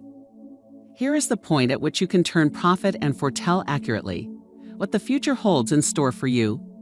If after reading this chapter you are willing to accept poverty, you may as well make up your mind to receive poverty. This is one decision you cannot avoid. If you demand riches, determine what form and how much will be required to satisfy you. You know the road that leads to riches. You have been given a road map which, if followed, will keep you on that road. If you neglect to make the start or stop before you arrive, no one will be to blame but you. This responsibility is yours. No alibi will save you from accepting the responsibility if you now fail or refuse to demand riches of life, because the acceptance calls for but one thing. Incidentally, the only thing you can control, and that is a state of mind. A state of mind is something that one assumes. It cannot be purchased, it must be created. Fear of poverty is a state of mind, nothing else. But it is sufficient to destroy one's chances of achievement in any undertaking, a truth which became painfully evident during the Depression. This fear paralyzes the faculty of reason, destroys the faculty of imagination, kills off self-reliance, undermines enthusiasm, discourages initiative, leads to uncertainty of purpose, encourages procrastination, wipes out enthusiasm, and makes self-control an impossibility. It takes the charm from one's personality, destroys the possibility of accurate thinking, diverts concentration of effort. It masters persistence, turns the willpower into nothingness, destroys ambition, beclouds the memory, and invites failure in every conceivable form. It kills love and assassinates the finer emotions of the heart, discourages friendship and invites disaster in 100 forms, leads to sleeplessness, misery, and unhappiness. And all this despite the obvious truth that we live in a world of overabundance of everything the heart could desire, with nothing standing between us and our desires, excepting lack of a definite purpose. The fear of poverty is without doubt the most destructive of the 6 basic fears. It has been placed at the head of the list because it is the most difficult to master. Considerable courage is required to state the truth about the origin of this fear, and still greater courage to accept the truth after it has been stated. The fear of poverty grew out of our inherited tendency to prey upon his fellow man economically. Nearly all animals lower than humans are motivated by instinct, but their capacity to think is limited, therefore they prey upon one another physically. Humans, with his superior sense of intuition, with the capacity to think and to reason, does not eat his fellowman bodily, he gets more satisfaction out of eating him financially. Humans are so avaricious that every conceivable law has been passed to safeguard us from his ourselves. Of all the ages of the world, of which we know anything, The age in which we live seems to be one that is outstanding because of humans' money madness. A person is considered less than the dust of the earth unless he or she can display a fat bank account. But if he has money, never mind how he acquired it. He or she is a king or a big shot. He or she is above the law. He or she rules in politics. He or she dominates in business, and the whole world about him or her bows in respect. Nothing brings so much suffering and humility as poverty. Only those who have experienced poverty understand the full meaning of this. It is no wonder that we fear poverty. Through a long line of inherited experiences, we has learned, for sure, that some people cannot be trusted, where matters of money and earthly possessions are concerned. This is a rather stinging indictment, the worst part of it being that it is true. The majority of marriages are motivated by the wealth possessed by one or both of the contracting parties. It is no wonder, therefore, that the divorce courts are busy. So eager is man to possess wealth that he will acquire it in whatever manner he can, through legal methods if possible, through other methods if necessary or expedient. Self-analysis may disclose weaknesses which one does not like to acknowledge. This form of examination is essential to all who demand of life more than mediocrity and poverty. Remember, as you check yourself point by point, that you are both the court and the jury, the prosecuting attorney and the attorney for the defense, and that you are the plaintiff and the defendant. Also, that you are on trial. Face the facts squarely. Ask yourself definite questions and demand direct replies. When the examination is over, you will know more about yourself. If you do not feel that you can be an impartial judge in this self-examination, call upon someone who knows you well to serve as judge while you cross-examine yourself. You are after the truth. Get it no matter at what cost, even though it may temporarily embarrass you. The majority of people, if asked what they fear most, would reply, "I fear nothing." The reply would be inaccurate, because few people realize that they are bound, handicapped, whipped spiritually and physically through some form of fear. So subtle and deeply seated is the emotion of fear that one may go through life burdened with it, never recognizing its presence.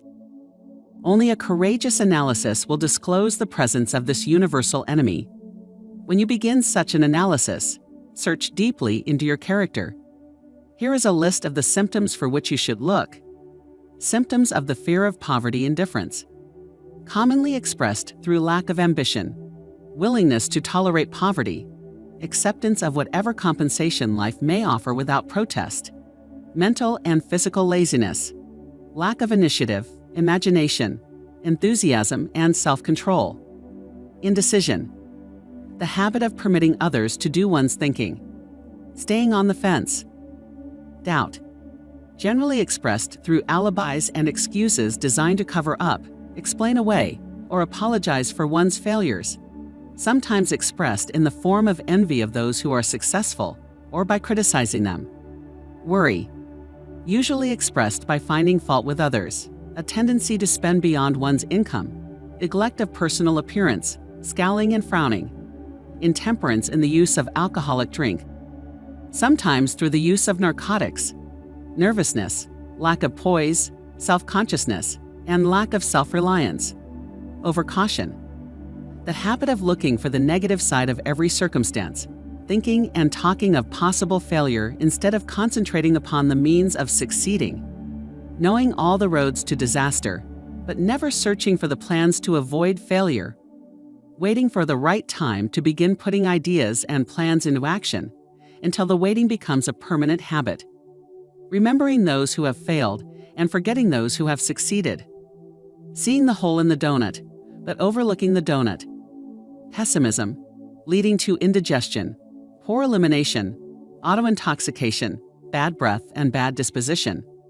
procrastination, the habit of putting off until tomorrow that which should have been done last year, spending enough time in creating alibis and excuses to have done the job.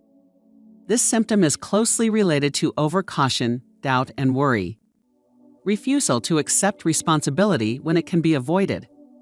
Willingness to compromise rather than put up a stiff fight. Compromising with difficulties instead of harnessing and using them as stepping stones to advancement.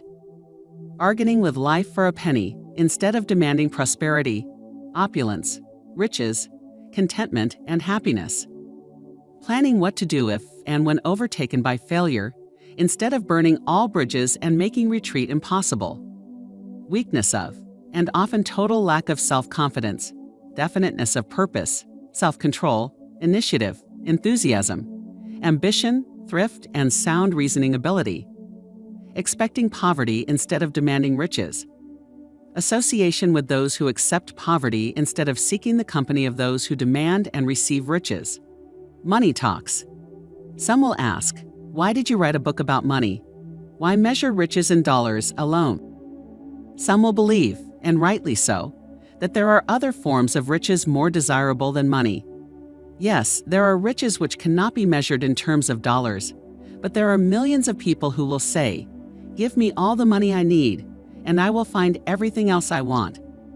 The major reason why I wrote this book on how to get money is the fact that the world has but lately passed through an experience that left millions of men and women paralyzed with the fear of poverty.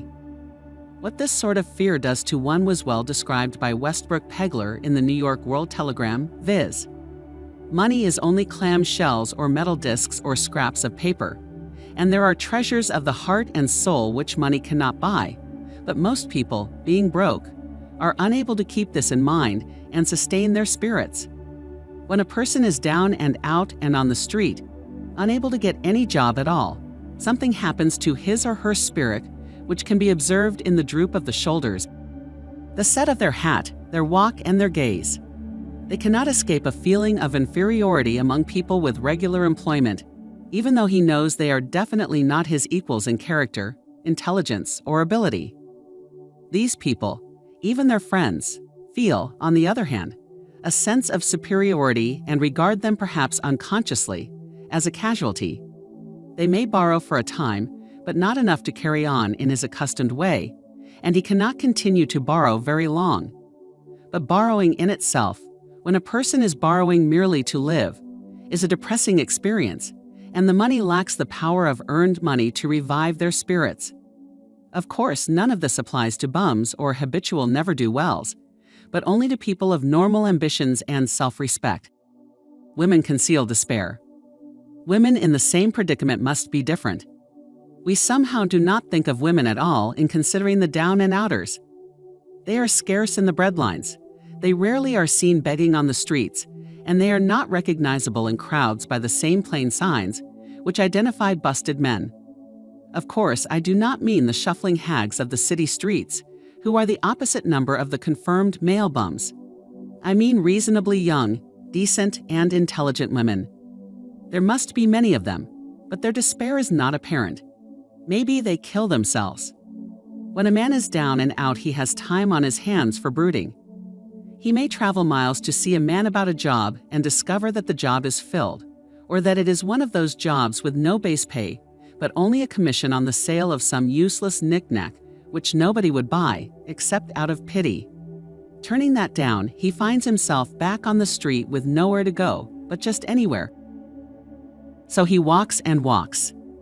He gazes into store windows at luxuries which are not for him, and feels inferior and gives way to people who stop to look with an active interest. He wanders into the railroad station or puts himself down in the library to ease his legs and soak up a little heat. But that isn't looking for a job, so he gets going again. He may not know it, but his aimlessness would give him away even if the very lines of his figure did not. He may be well dressed in the clothes left over from the days when he had a steady job, but the clothes cannot disguise the droop. Money makes difference. He sees thousands of other people, bookkeepers or clerks or chemists or wagon hands, busy at their work, and envies them from the bottom of his soul.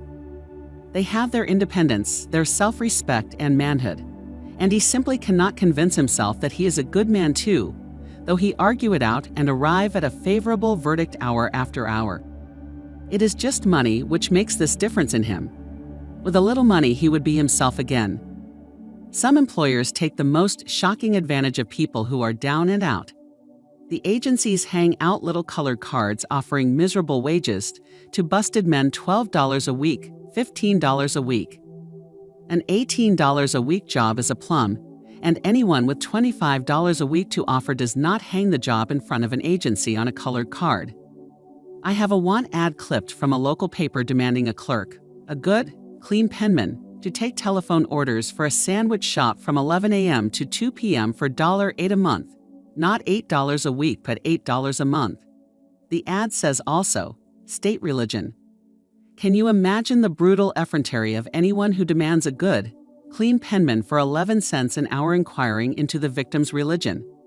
But that is what busted people are offered. The fear of criticism. Just how did we originally came by this fear, no one can state definitely. But one thing is certain, we have it in a highly developed form. Some believe that this fear made its appearance about the time that politics became a profession. Others believe it can be traced to the age when women first began to concern themselves with styles in wearing apparel. This author, being neither a humorist nor a prophet, is inclined to attribute the basic fear of criticism to that part of our inherited nature, which prompts us not only to take away our neighbor's goods and wares, but to justify our action by criticism of our neighbor's character. It is a well-known fact that a thief will criticize the person from whom he steals, just as politicians seek office, not by displaying their own virtues and qualifications, but by attempting to besmirch their opponents. The fear of criticism takes on many forms, the majority of which are petty and trivial. Bald-headed men, for example, are bald for no other reason than their fear of criticism. Heads become bald because of the tight-fitting bands of hats, which cut off the circulation from the roots of the hair. Men wear hats, not because they actually need them, but mainly because everyone is doing it. The individual falls into line and does likewise, lest some other individual criticize him. Women seldom have bald heads, or even thin hair, because they wear hats which fit their heads loosely, the only purpose of the hats being adornment. But it must not be supposed that women are free from the fear of criticism. If any woman claims to be superior to man with reference to this fear, ask her to walk down the street wearing a hat of the vintage of 1890. The astute manufacturers of clothing have not been slow to capitalize this basic fear of criticism, with which all humankind has been cursed.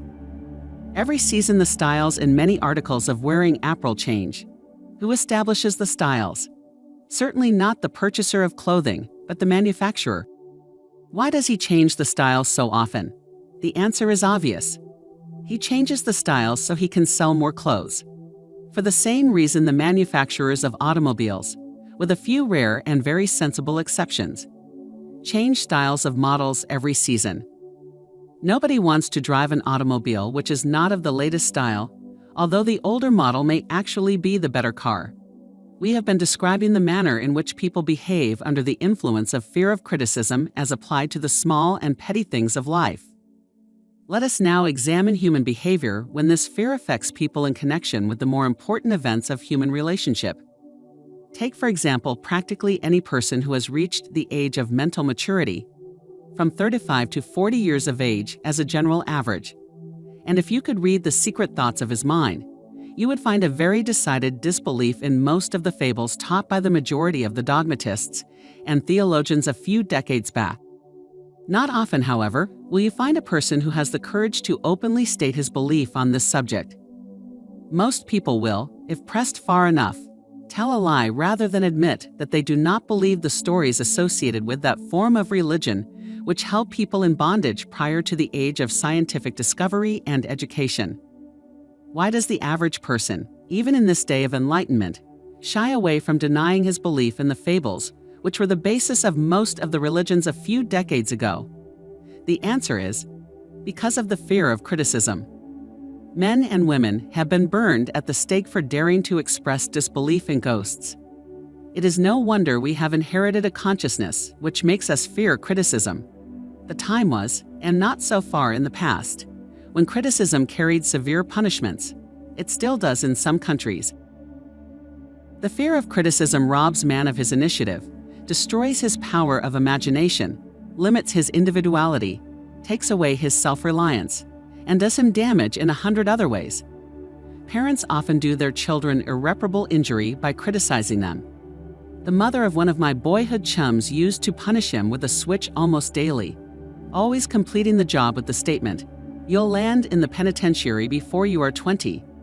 He was sent to a reformatory at the age of 17. Criticism is the one form of service, of which everyone has too much.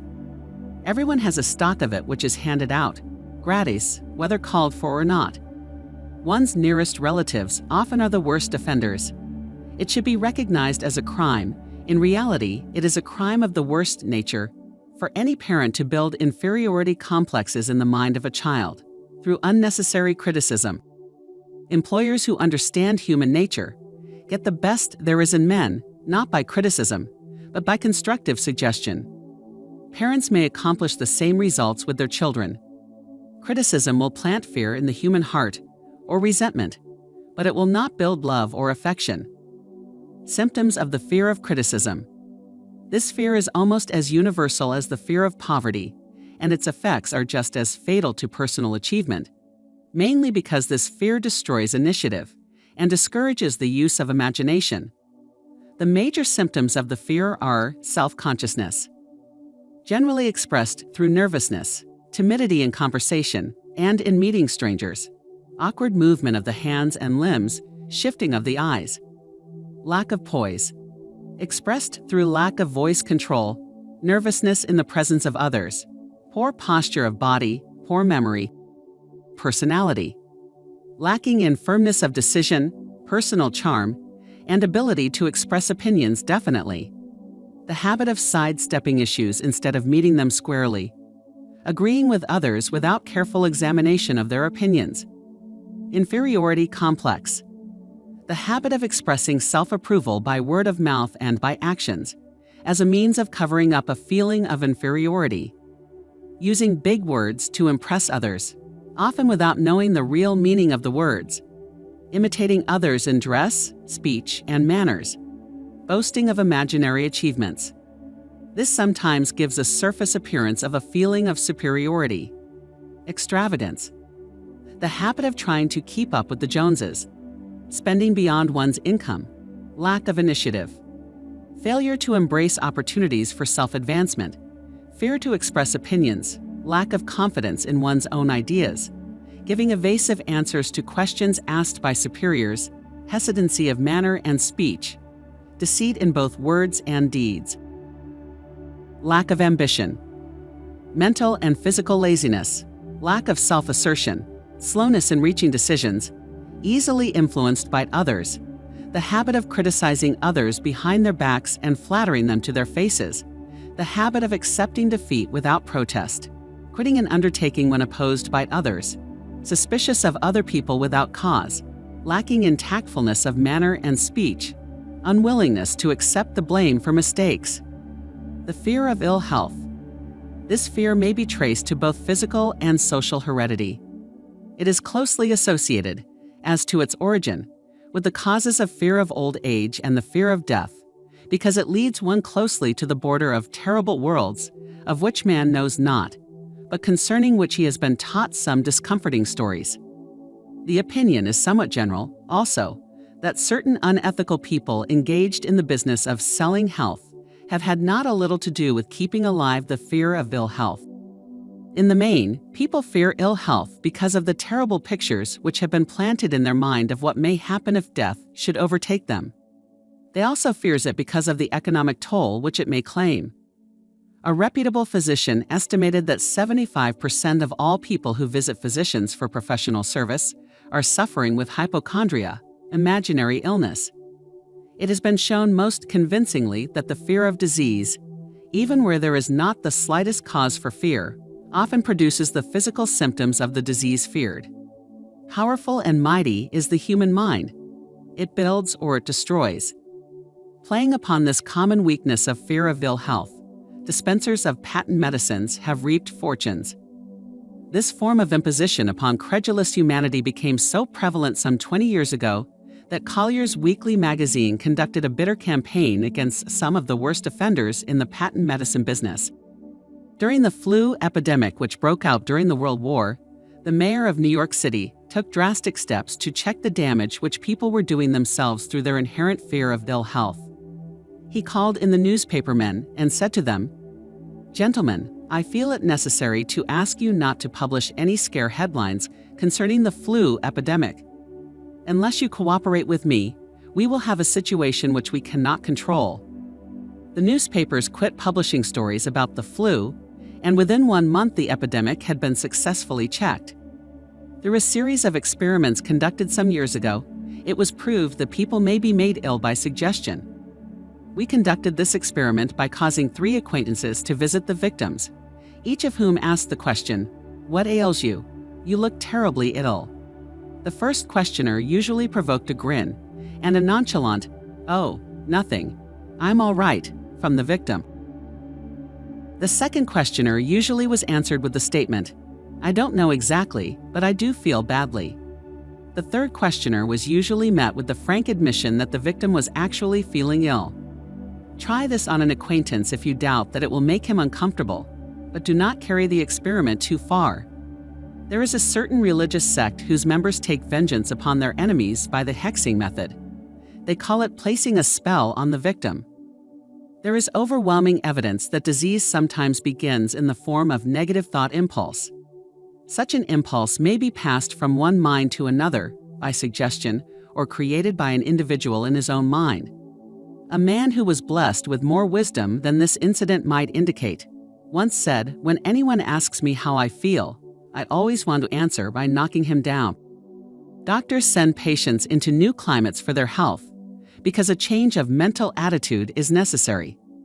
The seed of fear of ill health lives in every human mind. Worry, fear, discouragement, disappointment in love and business affairs cause this seed to germinate and grow. The recent business depression kept the doctors on the run because every form of negative thinking may cause ill health. Disappointments in business and in love stand at the head of the list of causes of fear of ill health. A young man suffered a disappointment in love which sent him to a hospital. For months he hovered between life and death. A specialist in suggestive therapeutics was called in. The specialist changed nurses, placing him in charge of a very charming young woman who began, by prearrangement with the doctor, to make love to him the first day of her arrival on the job. Within 3 weeks, the patient was discharged from the hospital, still suffering, but with an entirely different malady. He was in love again. The remedy was a hoax, but the patient and the nurse were later married. Both are in good health at the time of this writing. Symptoms of the fear of ill health. The symptoms of this almost universal fear are autosuggestion, the habit of negative use of self-suggestion by looking for and expecting to find the symptoms of all kinds of disease, enjoying imaginary illness and speaking of it as being real, the habit of trying all fads and isms recommended by others as having therapeutic value, talking to others of operations, accidents, and other forms of illness, experimenting with diets, physical exercises, reducing systems without professional guidance, trying home remedies, patent medicines, and quack remedies. Hypochondria. The habit of talking of illness, concentrating the mind upon disease, and expecting its appearance until a nervous break occurs. Nothing that comes in bottles can cure this condition. It is brought on by negative thinking, and nothing but positive thought can effect a cure. Hypochondria, a medical term for imaginary disease, is said to do as much damage on occasion as the disease one fears might do. Most so-called cases of nerves come from imaginary illness. Exercise. Fear of ill health often interferes with proper physical exercise and results in overweight by causing one to avoid outdoor life. Susceptibility. Fear of ill health breaks down nature's body resistance and creates a favorable condition for any form of disease one may contact. The fear of ill health often is related to the fear of poverty, especially in the case of the hypochondriac, who constantly worries about the possibility of having to pay doctor's bills, hospital bills, etc. This type of person spends much time preparing for sickness, talking about death, saving money for cemetery lots, and burial expenses, etc. Self-coddling. The habit of making a bid for sympathy, using imaginary illness as the lure. People often resort to this trick to avoid work. The habit of feigning illness to cover plain laziness, or to serve as an alibi for lack of ambition, intemperance. The habit of using alcohol or narcotics to destroy pains such as headaches, neuralgia, etc., instead of eliminating the cause. The habit of reading about illness and worrying over the possibility of being stricken by it. The habit of reading patent medicine advertisements. The fear of loss of love. The original source of this inherent fear needs but little description because it obviously grew out of man's polygamous habit of stealing his fellow man's mate and his habit of taking liberties with her whenever he could. Jealousy and other similar forms of dementia precox grow out of man's inherited fear of the loss of love of someone. This fear is the most painful of all the 6 basic fears. It probably plays more havoc with the body and mind than any of the other basic fears, as it often leads to permanent insanity. The fear of the loss of love probably dates back to the Stone Age, when men stole women by brute force. They continue to steal females, but their technique has changed.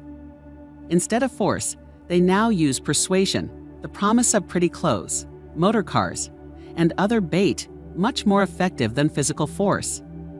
Humans' habits are the same as they were at the dawn of civilization, but we express them differently. Careful analysis has shown that women are more susceptible to this fear than men. This fact is easily explained. Women have learned, from experience, that men are polygamous by nature, that they are not to be trusted in the hands of rivals. Symptoms of the fear of loss of love. The distinguishing symptoms of this fear are jealousy, the habit of being suspicious of friends and loved ones without any reasonable evidence of sufficient grounds. Jealousy is a form of dementia precox, which sometimes becomes violent without the slightest cause. The habit of accusing wife or husband of infidelity without grounds. General suspicion of everyone, absolute faith in no one. Fault-finding. The habit of finding fault with friends, relatives, business associates, and loved ones upon the slightest provocation, or without any cause whatsoever. Gambling. The habit of gambling, stealing, cheating, and otherwise taking hazardous chances to provide money for loved ones, with the belief that love can be bought. The habit of spending beyond one's means, or incurring debts, to provide gifts for loved ones, with the object of making a favorable showing. Insomnia, nervousness, lack of persistence, weakness of will, lack of self-control, lack of self-reliance, bad temper. The fear of old age. In the main, this fear grows out of 2 sources. First, the thought that old age may bring with it poverty. Second, and by far the most common source of origin, from false and cruel teachings of the past, which have been too well mixed with fire and brimstone, and other bogies cunningly designed to enslave people through fear. In the basic fear of old age, people has 2 very sound reasons for his apprehension. One growing out of their distrust of others, who may seize whatever worldly goods they may possess, and the other arising from the terrible pictures of the world beyond, which were planted in their mind, through social heredity before he came into full possession of their mind. The possibility of ill health, which is more common as people grow older, is also a contributing cause of this common fear of old age. Eroticism also enters into the cause of the fear of old age, as no one cherishes the thought of diminishing sex attraction. The most common cause of fear of old age is associated with the possibility of poverty. Poorhouse is not a pretty word. It throws a chill into the mind of every person who faces the possibility of having to spend his declining years on a poor farm. Another contributing cause of the fear of old age is the possibility of loss of freedom and independence, as old age may bring with it the loss of both physical and economic freedom. Symptoms of the fear of old age. The commonest symptoms of this fear are the tendency to slow down and develop an inferiority complex at the age of mental maturity, around the age of 40, falsely believing oneself to be slipping because of age. The truth is that our most useful years, mentally and spiritually, are those between 40 and 60. The habit of speaking apologetically of oneself as being old merely because one has reached the age of 40 or 50, instead of reversing the rule and expressing gratitude for having reached the age of wisdom and understanding. The habit of killing off initiative, imagination, and self-reliance by falsely believing one's self too old to exercise these qualities. The habit of the man or woman of 40 dressing with the aim of trying to appear much younger and affecting mannerisms of youth, thereby inspiring ridicule by both friends and strangers. The fear of death. To some, this is the cruelest of all the basic fears. The reason is obvious. The terrible pangs of fear associated with the thought of death, in the majority of cases, may be charged directly to religious fanaticism. So-called heathen are less afraid of death than the more civilized. For hundreds of millions of years, man has been asking the still unanswered questions: whence and whither? Where did I come from, and where am I going? During the darker ages of the past, the more cunning and crafty were not slow to offer the answer to these questions for a price. Witness now the major source of origin of the fear of death. Come into my tent, embrace my faith, accept my dogmas, and I will give you a ticket that will admit you straight away into heaven when you die, cries a leader of sectarianism. Remain out of my tent, says the same leader, and may the devil take you and burn you throughout eternity. Eternity is a long time. Fire is a terrible thing. The thought of eternal punishment with fire not only causes people to fear death, it often causes them to lose their reason. It destroys interest in life and makes happiness impossible. During my research, I reviewed a book entitled A Catalogue of the Gods, in which were listed the 30,000 gods which man has worshipped. Think of it. 30,000 of them, represented by everything from a crawfish to a man. It is little wonder that people have become frightened at the approach of death. While the religious leader may not be able to provide safe conduct into heaven, nor, by lack of such provision, allow the unfortunate to descend into hell, the possibility of the latter seems so terrible that the very thought of it lays hold of the imagination in such a realistic way that it paralyzes reason and sets up the fear of death. In truth, no one knows, and no one has ever known, what heaven or hell is like, nor does anyone know if either place actually exists. This very lack of positive knowledge opens the door of the human mind to the charlatan, so he may enter and control that mind with his stock of legerdemain and various brands of pious fraud and trickery. The fear of death is not as common now as it was during the age when there were no great colleges and universities. Men of science have turned the spotlight of truth upon the world, and this truth is rapidly freeing men and women from this terrible fear of death. The young men and young women who attend the colleges and universities are not easily impressed by fire and brimstone. Through the aid of biology, astronomy, geology, and other related sciences, the fears of the Dark Ages which gripped the minds of men and destroyed their reason have been dispelled. Insane asylums are filled with men and women who have gone mad because of the fear of death. This fear is useless. Death will come, no matter what anyone may think about it. Accept it as a necessity, and pass the thought out of your mind. It must be a necessity, or it would not come to all. Perhaps it is not as bad as it has been pictured.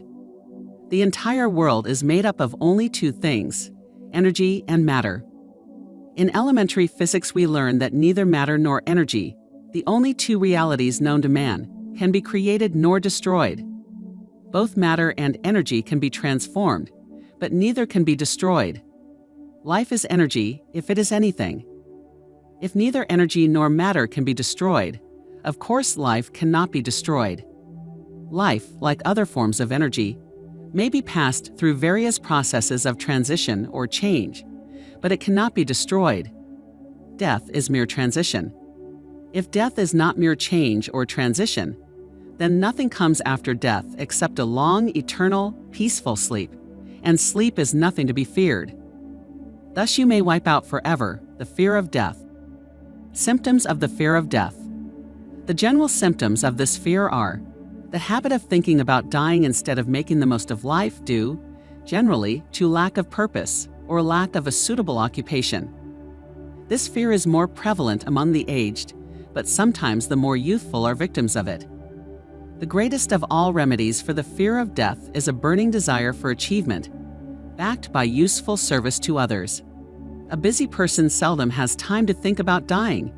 He finds life too thrilling to worry about death. Sometimes the fear of death is closely associated with the fear of poverty, where one's death would leave loved ones poverty-stricken. In other cases, the fear of death is caused by illness and the consequent breaking down of physical body resistance. The commonest causes of the fear of death are ill health, poverty, lack of appropriate occupation, disappointment over love, insanity, religious fanaticism, old man worry. Worry is a state of mind based upon fear. It works slowly but persistently. It is insidious and subtle. Step by step it digs itself in until it paralyzes one's reasoning faculty, destroys self-confidence and initiative. Worry is a form of sustained fear caused by indecision. Therefore, it is a state of mind which can be controlled. An unsettled mind is helpless. Indecision makes an unsettled mind. Most individuals lack the willpower to reach decisions promptly and to stand by them after they have been made, even during normal business conditions.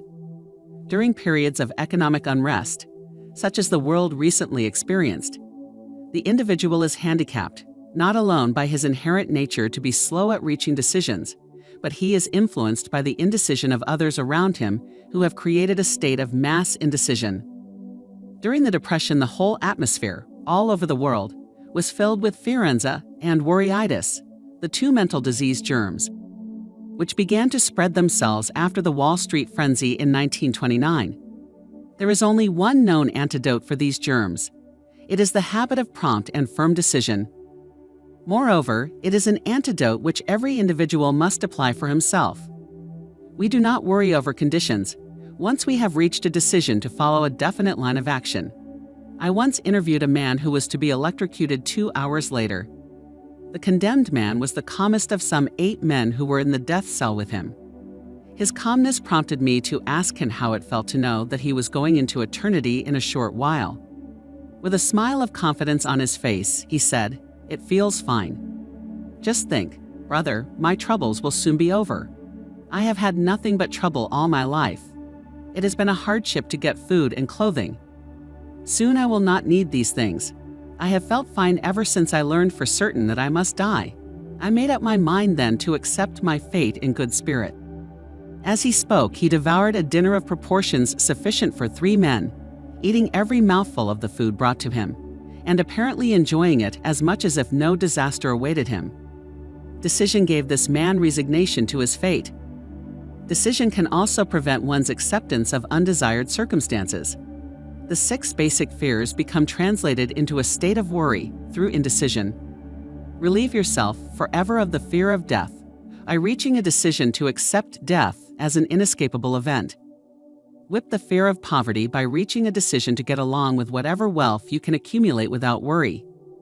Put your foot upon the neck of the fear of criticism by reaching a decision not to worry about what other people think, do, or say.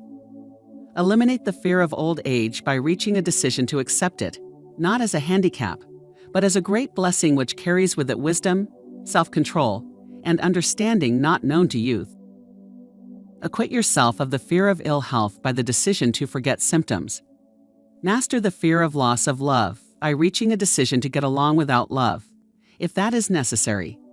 Kill the habit of worry in all its forms by reaching a general, blanket decision that nothing which life has to offer is worth the price of worry. With this decision will come poise, peace of mind, and calmness of thought, which will bring happiness. A person whose mind is filled with fear not only destroys his or her own chances of intelligent action, but he or she transmits these destructive vibrations to the minds of all who come into contact with them, and destroys also their chances. Even a dog or a horse knows when its master lacks courage. Moreover, a dog or a horse will pick up the vibrations of fear thrown off by its master, and behave accordingly. Lower down the line of intelligence in the animal kingdom, one finds this same capacity to pick up the vibrations of fear. A honeybee immediately senses fear in the mind of a person. For reasons unknown, a bee will sting the person whose mind is releasing vibrations of fear much more readily than it will molest the person whose mind registers no fear. The vibrations of fear pass from one mind to another just as quickly and as surely as the sound of the human voice passes from the broadcasting station to the receiving set of a radio, and by the selfsame medium. Mental telepathy is a reality. Thoughts pass from one mind to another, voluntarily, whether or not this fact is recognized by either the person releasing the thoughts or the persons who pick up those thoughts. The person who gives expression, by word of mouth, to negative or destructive thoughts is practically certain to experience the results of those words in the form of a destructive kickback. The release of destructive thought impulses, alone, without the aid of words, produces also a kickback in more ways than one. First of all, and perhaps most important to be remembered, the person who releases thoughts of a destructive nature must suffer damage through the breaking down of the faculty of creative imagination. Secondly, the presence in the mind of any destructive emotion develops a negative personality which repels people and often converts them into antagonists. The third source of damage to the person who entertains or releases negative thoughts lies in this significant fact. These thought impulses are not only damaging to others, but they embed themselves in the subconscious mind of the person releasing them, and they become a part of his character. One is never through with a thought merely by releasing it. When a thought is released, it spreads in every direction through the medium of the ether, but it also plants itself permanently in the subconscious mind of the person releasing it. Your business in life is, presumably, to achieve success. To be successful, you must find peace of mind, acquire the material needs of life, and above all attain happiness. All of these evidences of success begin in the form of thought impulses. You may control your own mind. You have the power to feed it whatever thought impulses you choose. With this privilege goes also the responsibility of using it constructively. You are the master of your own earthly destiny just as surely as you have the power to control your own thoughts. You may influence, direct, and eventually control your own environment, making your life what you want it to be, or you may neglect to exercise the privilege which is yours, to make your life to order, thus casting yourself upon the broad sea of circumstance, where you will be tossed hither and yon, like a chip on the waves of the ocean. The Devil's Workshop, the seventh basic evil. In addition to the 6 basic fears, there is another evil by which people suffer. It constitutes a rich soil in which the seeds of failure grow abundantly. It is so subtle that its presence often is not detected. This affliction cannot properly be classed as a fear. It is more deeply seated and more often fatal than all of the 6 fears. For want of a better name, let us call this evil susceptibility to negative influences. Men who accumulate great riches always protect themselves against this evil. The poverty-stricken never do. Those who succeed in any calling must prepare their minds to resist the evil. If you are reading this philosophy for the purpose of accumulating riches, you should examine yourself very carefully to determine whether you are susceptible to negative influences. If you neglect this self-analysis, you will forfeit your right to attain the object of your desires. Make the analysis searching. After you read the questions prepared for this self-analysis, hold yourself to a strict accounting in your answers. Go at the task as carefully as you would search for any other enemy you knew to be awaiting you in ambush, and deal with your own faults as you would with a more tangible enemy. You can easily protect yourself against highway robbers because the law provides organized cooperation for your benefit. But the 7th basic evil is more difficult to master because it strikes when you are not aware of its presence, when you are asleep, and while you are awake. Moreover, its weapon is intangible because it consists of merely a state of mind. This evil is also dangerous because it strikes in as many different forms as there are human experiences. Sometimes it enters the mind through the well-meant words of one's own relatives. At other times it bores from within, through one's own mental attitude. Always it is as deadly as poison, even though it may not kill as quickly. How to protect yourself against negative influences. To protect yourself against negative influences, whether of your own making or the result of the activities of negative people around you, recognize that you have a willpower and put it into constant use until it builds a wall of immunity against negative influences in your own mind. Recognize the fact that you and every other human being are, by nature, lazy, indifferent, and susceptible to all suggestions which harmonize with your weaknesses. Recognize that you are, by nature, susceptible to all the 6 basic fears, and set up habits for the purpose of counteracting all these fears. Recognize that negative influences often work on you through your subconscious mind, therefore they are difficult to detect, and keep your mind closed against all people who depress or discourage you in any way. Clean out your medicine chest, throw away all pill bottles, and stop pandering to colds, aches, pains, and imaginary illness. Deliberately seek the company of people who influence you to think and act for yourself.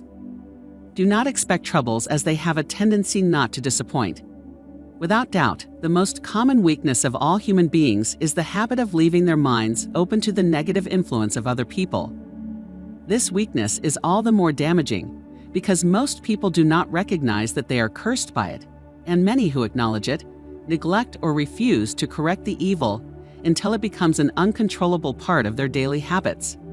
To aid those who wish to see themselves as they really are, the following list of questions has been prepared. Read the questions and state your answers aloud, so you can hear your own voice. This will make it easier for you to be truthful with yourself. Self-analysis test questions.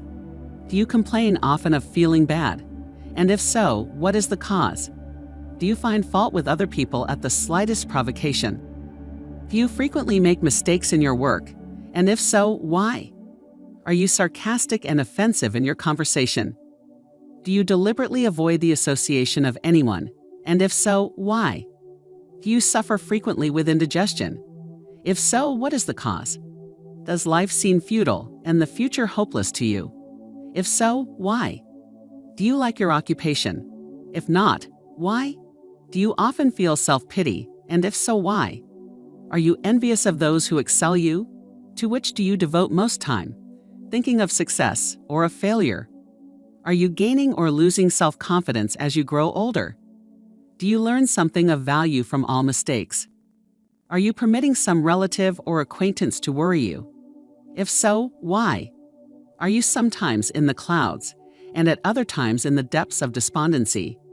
Who has the most inspiring influence upon you? What is the cause? Do you tolerate negative or discouraging influences which you can avoid? Are you careless of your personal appearance? If so, when and why? Have you learned how to drown your troubles by being too busy to be annoyed by them? Would you call yourself a spineless weakling if you permitted others to do your thinking for you? Do you neglect internal bathing until auto-intoxication makes you ill-tempered and irritable? How many preventable disturbances annoy you, and why do you tolerate them? Do you resort to liquor, narcotics, or cigarettes to quiet your nerves? If so, why do you not try willpower instead? Does anyone nag you, and if so, for what reason? Do you have a definite major purpose? And if so, what is it? And what plan have you for achieving it? Do you suffer from any of the 6 basic fears? If so, which ones?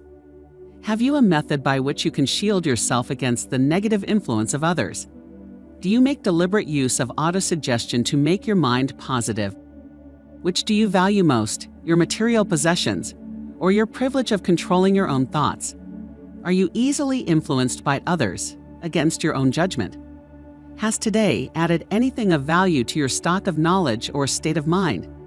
Do you face squarely the circumstances which make you unhappy, or sidestep the responsibility? Do you analyze all mistakes and failures and try to profit by them? Or do you take the attitude that this is not your duty?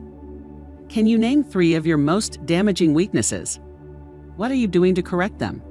Do you encourage other people to bring their worries to you for sympathy? Do you choose, from your daily experiences, lessons or influences which aid in your personal advancement? Does your presence have a negative influence on other people as a rule? What habits of other people annoy you most? Do you form your own opinions or permit yourself to be influenced by other people? Have you learned how to create a mental state of mind with which you can shield yourself against all discouraging influences? Does your occupation inspire you with faith and hope?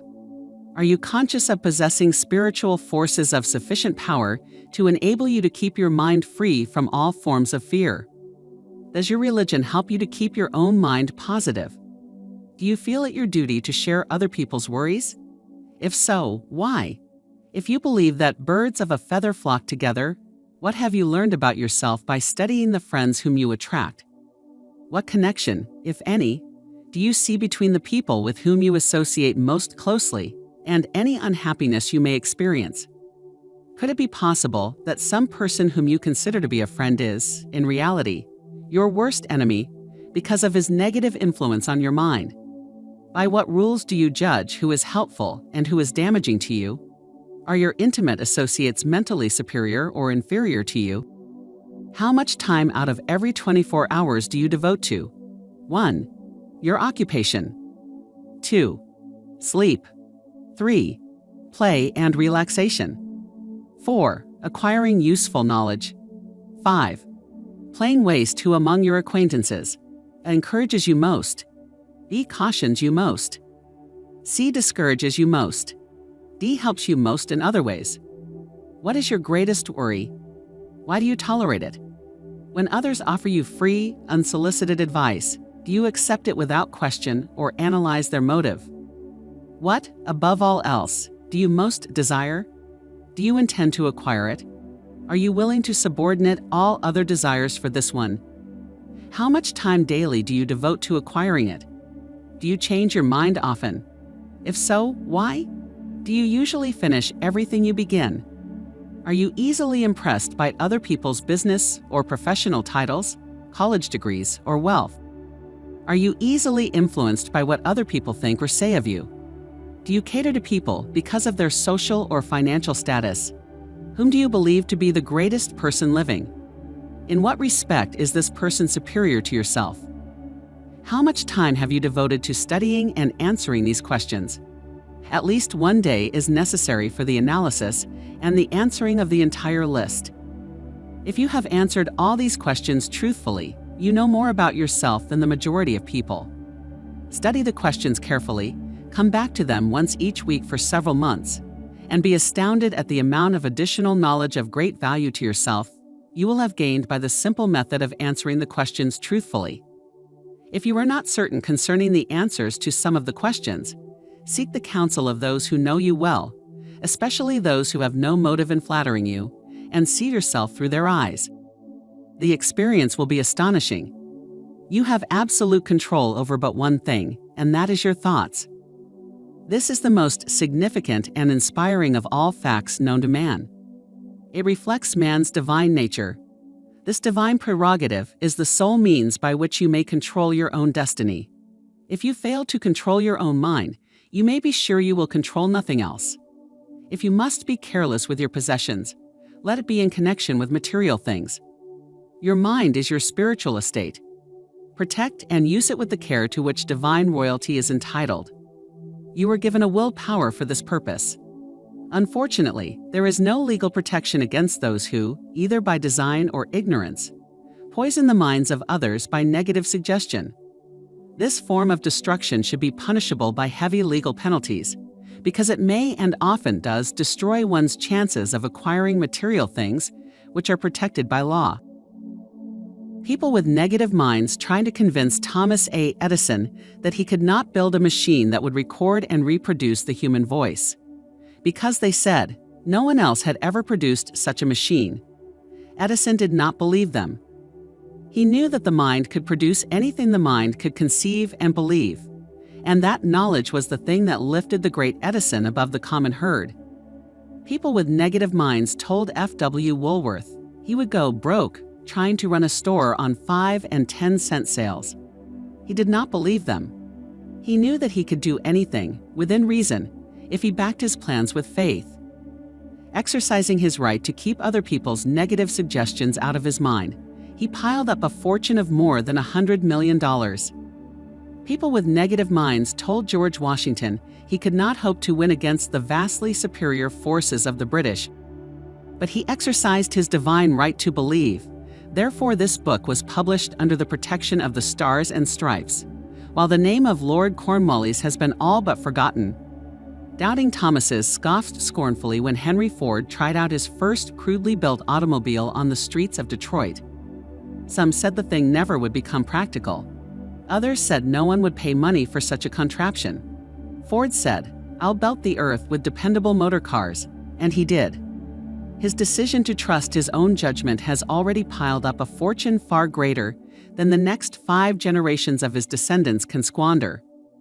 For the benefit of those seeking vast riches, let it be remembered that practically the sole difference between Henry Ford and a majority of the more than 100,000 men who work for him is this: Ford has a mind and controls it. The others have minds which they do not try to control. Henry Ford has been repeatedly mentioned because he is an astounding example of what a man with a mind of his own and a will to control it can accomplish.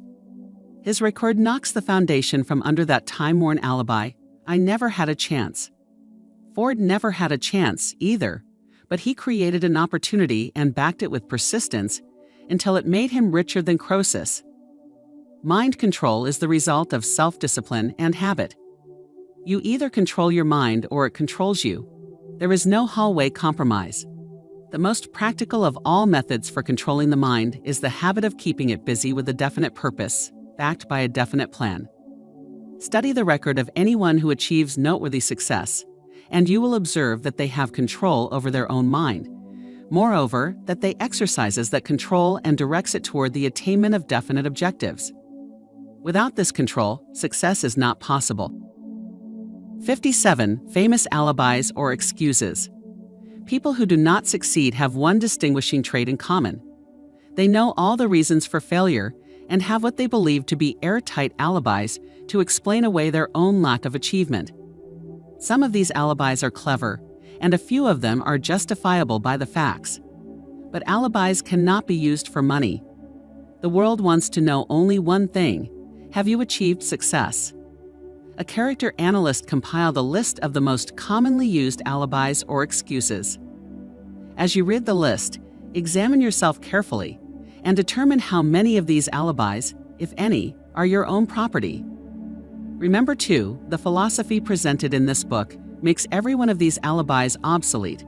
If I didn't have a wife and family, if I had enough pull, if I had money, if I had a good education, if I could get a job, if I had good health, if I only had time, if times were better, if other people understood me, if conditions around me were only different, if I could live my life over again, if I did not fear what they would say, if I had been given a chance, if I now had a chance, if other people didn't have it in for me, if nothing happens to stop me, if I were only younger, if I could only do what I want, if I had been born rich, if I could meet the right people, if I had the talent that some people have, if I dared assert myself, if I only had embraced past opportunities, if people didn't get on my nerves, if I didn't have to keep house and look after the children, if I could save some money, if the boss only appreciated me, if I only had somebody who helped me,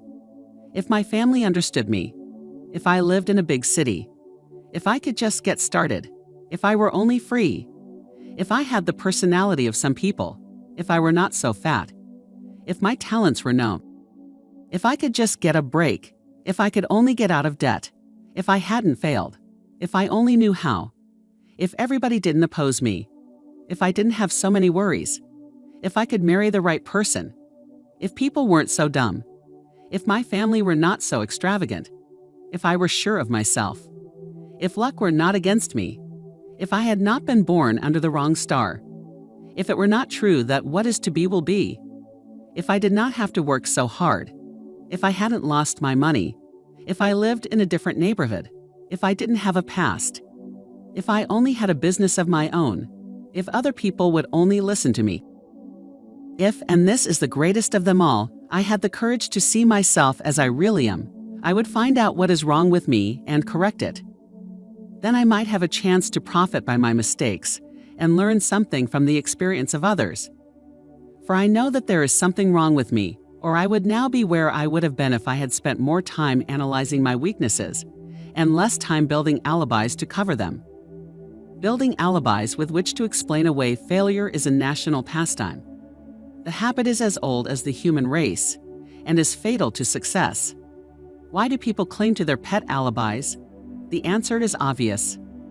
They defend their alibis because they create them. A person's alibi is the child of their own imagination.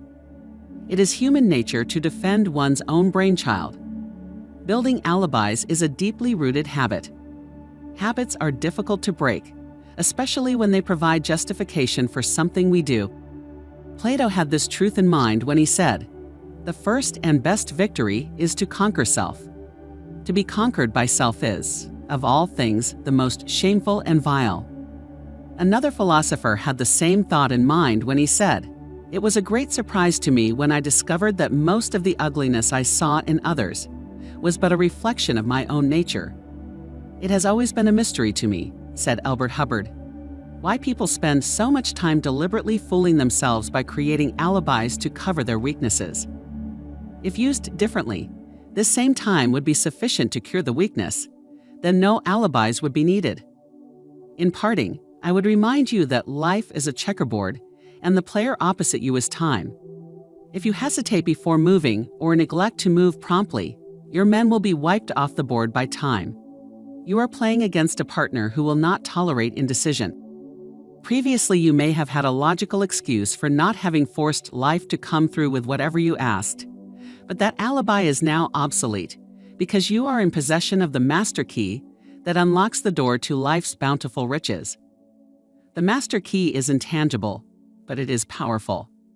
It is the privilege of creating, in your own mind, a burning desire for a definite form of riches. There is no penalty for the use of the key, but there is a price you must pay if you do not use it. The price is failure. There is a reward of stupendous proportions if you put the key to use. It is the satisfaction that comes to all who conquer self and force life to pay whatever is asked. The reward is worthy of your effort.